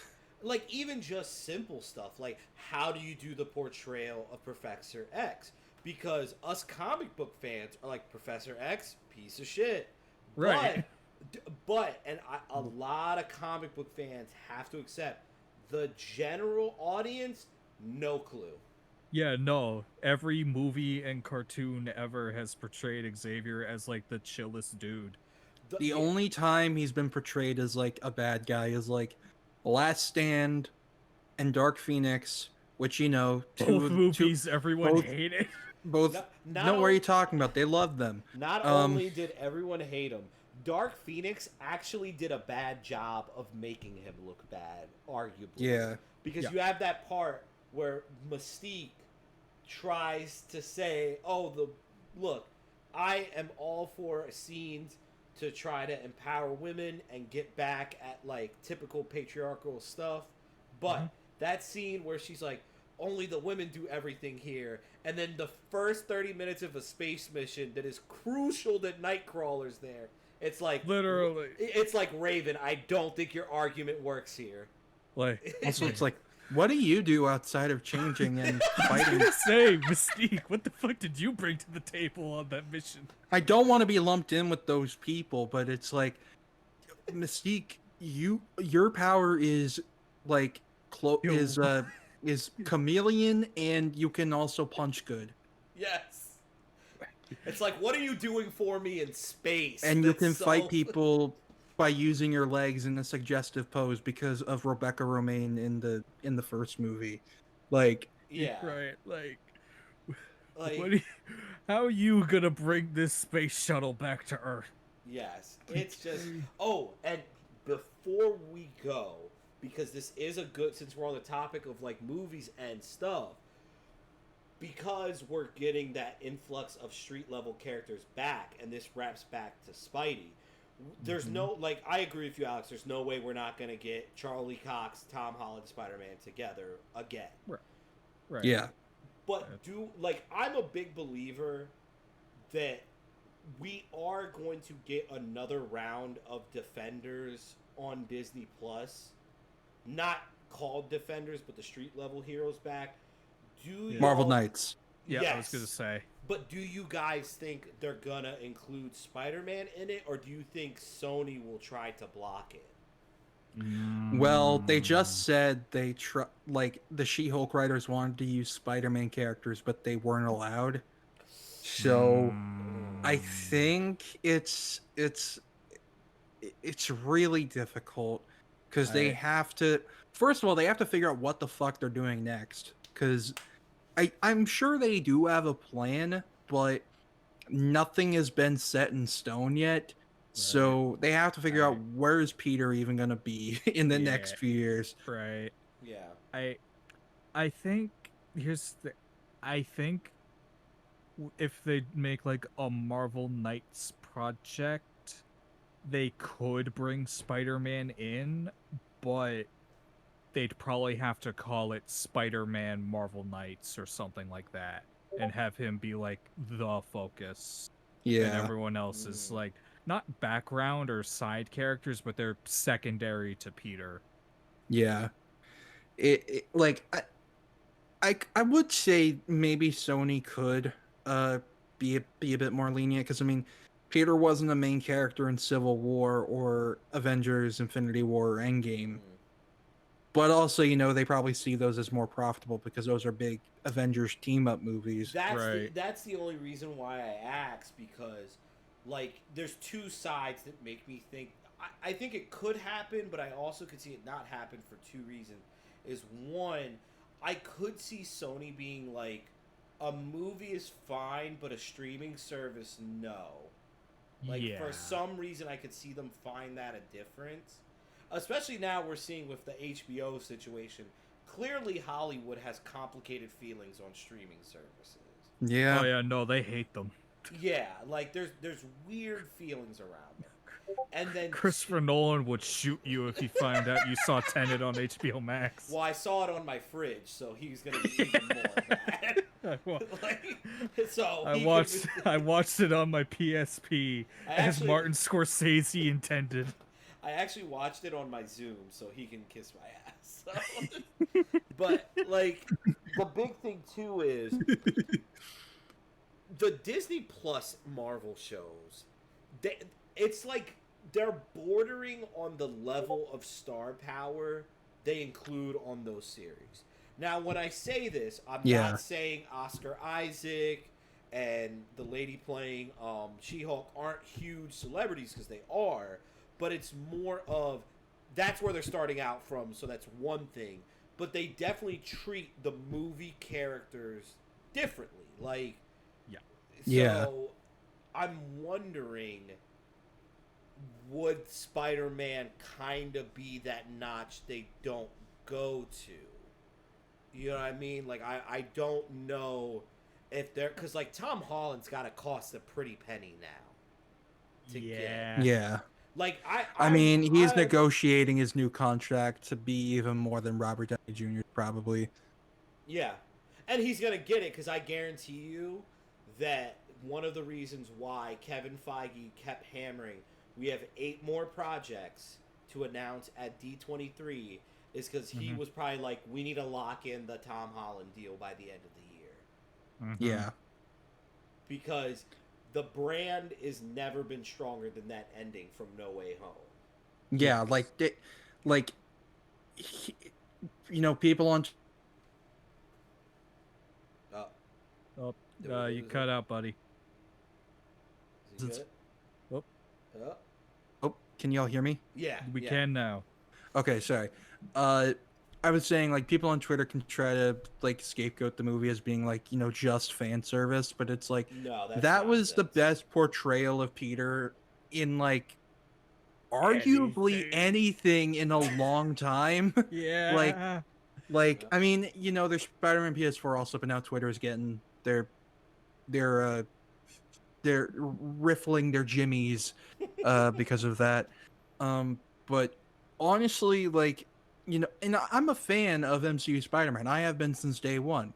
I do agree that there have been issues along the way, sure, but like I've definitely looked back and have been like, yeah, maybe they could have done that a bit differently. That was a bit, but like I've always been like, I see the potential, I see what they're going for, and I believe they're going to pull the trigger in the third one. The third one is going to be where, like, some people are like, we don't like doing.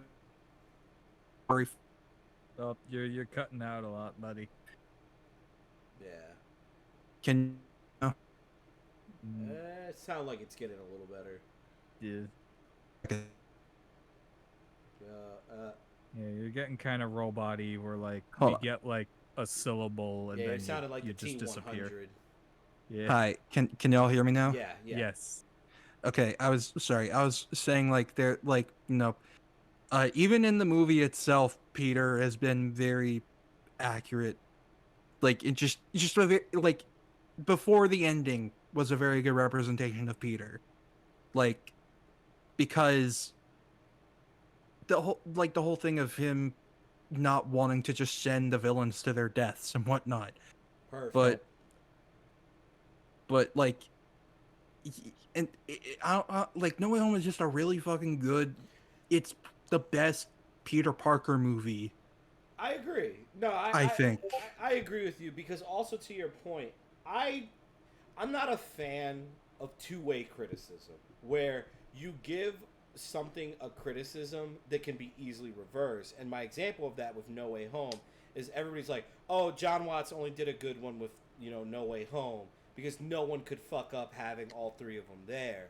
And it's like, but they could because everyone thought they were going to fuck it up for the entire year leading up to it. Yeah, well, because also too because a lot of times when people creatively, we've seen that a lot of times in the creative fields, when people think what they're working on is an easy slam dunk, they tend to mess it up.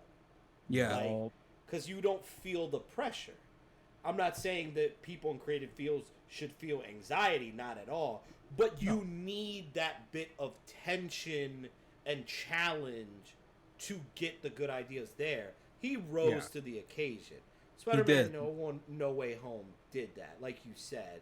And, like, hey, like, dude, William Dafoe is amazing, and he would have had a great performance regardless, but it also took direction and the right story to get there. Yeah. Like, if he just... Sorry, go ahead. No, go ahead. Like, if he just showed up and be like, I'm the Green Goblin, my balls are broken, and then he dies again. like that, it's like, okay, it's fun to see Willem Dafoe again, but like, he was the main villain. He was built up, like, tension-wise. They were always being like, he is the one that they are trying to find. They were talking about him like he was the fucking devil. Like, just, like, because Norman Osborn died years ago, so either we saw someone else, or you're flying out into the darkness to fight a ghost. Ugh! Like, it's just, what a fucking line. And two, I think, like you said, I really like MCU Spider-Man 2 and the trilogy, and I think the movie also does harken back to the lessons Peter learned and everything from those movies, because I love the fact with that Green Goblin reveal, he figured it out. Even with the Spidey sense. It's not like Spidey sense is like, Norman's bad. No, he has to still figure out from there. And it's good to see from Far From Home, a movie that's all about him being tricked as a person. In No Way Home, he goes in, he's like, I'm not getting hit with that again. Yeah. Like, I really disagree with people saying that he learns the same arc in every movie. No. Like, they're similar in ways, but it's like each one has its different challenges. The first one is him finding his place in the universe, essentially. Mm-hmm. The second one is him coping with being propped up in this position that he doesn't want to be in and feels like he can't be a part of, and also judging himself and doubting himself. And then this one is him learning to sacrifice everything for the greater good. Yeah, like you can't have it. It's almost. No, it's not almost. It actually is. It's a better version of One More Day. No, it Yeah. is. Like Yeah. 100%. It's straight up. What if one moment in time was good? Yes. Yes. What if Joe Quesada liked MJ? Yes. Because it's like one of the biggest problems with those two stories is like Peter comes off as selfish in both of them. Just flat Yeah. out. One. Yeah, no, he's just the most selfish prick in the world. Yeah. One of them, it's like, my 90-year-old aunt cannot die. I refuse to live on this earth with her. And then, I'll go to fucking Doctor Doom and Here's- have him turn her into a deathlock cyborg before I let her go. yes. Like, the interesting thing is that could be interesting for one story arc where Peter, like, where Peter makes the mistake where he cannot let go, and then he's trapped in some, like, bad fantasy world where it's like he has everything he wants, but it's wrong. And then at the end of the story arc, he finally lets go and does the right thing. The problem is they forgot about that second part and they just did the first part. Yeah. It's a weird comparison to this is Marvel doesn't believe Spider-Man works without Aunt May. It's just a flat-out fact. Yep. You look at, like, the Ninja Turtles. Do either of you plan on reading the comics from them? I want to at some point. All right, then I Yeah. won't spoil it for you. Okay. No, you can spoil it for me. It's fine. Okay. Are Yeah. you all right with that, Brian?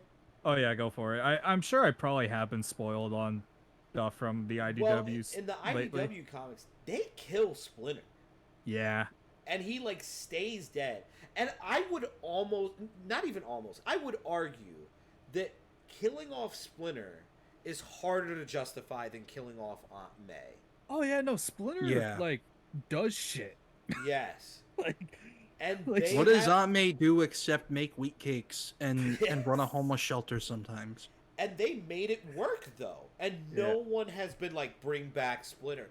No one. Like, all my friends that read it are all like, no, he's not Miss. And not because we don't love Splinter, but it's just like... his death was like important and had like a purpose. And Yeah. it moved. It's almost like the older people in character lives archetype of characters in the big two are becoming hindrances versus enhancements to stories. Yeah.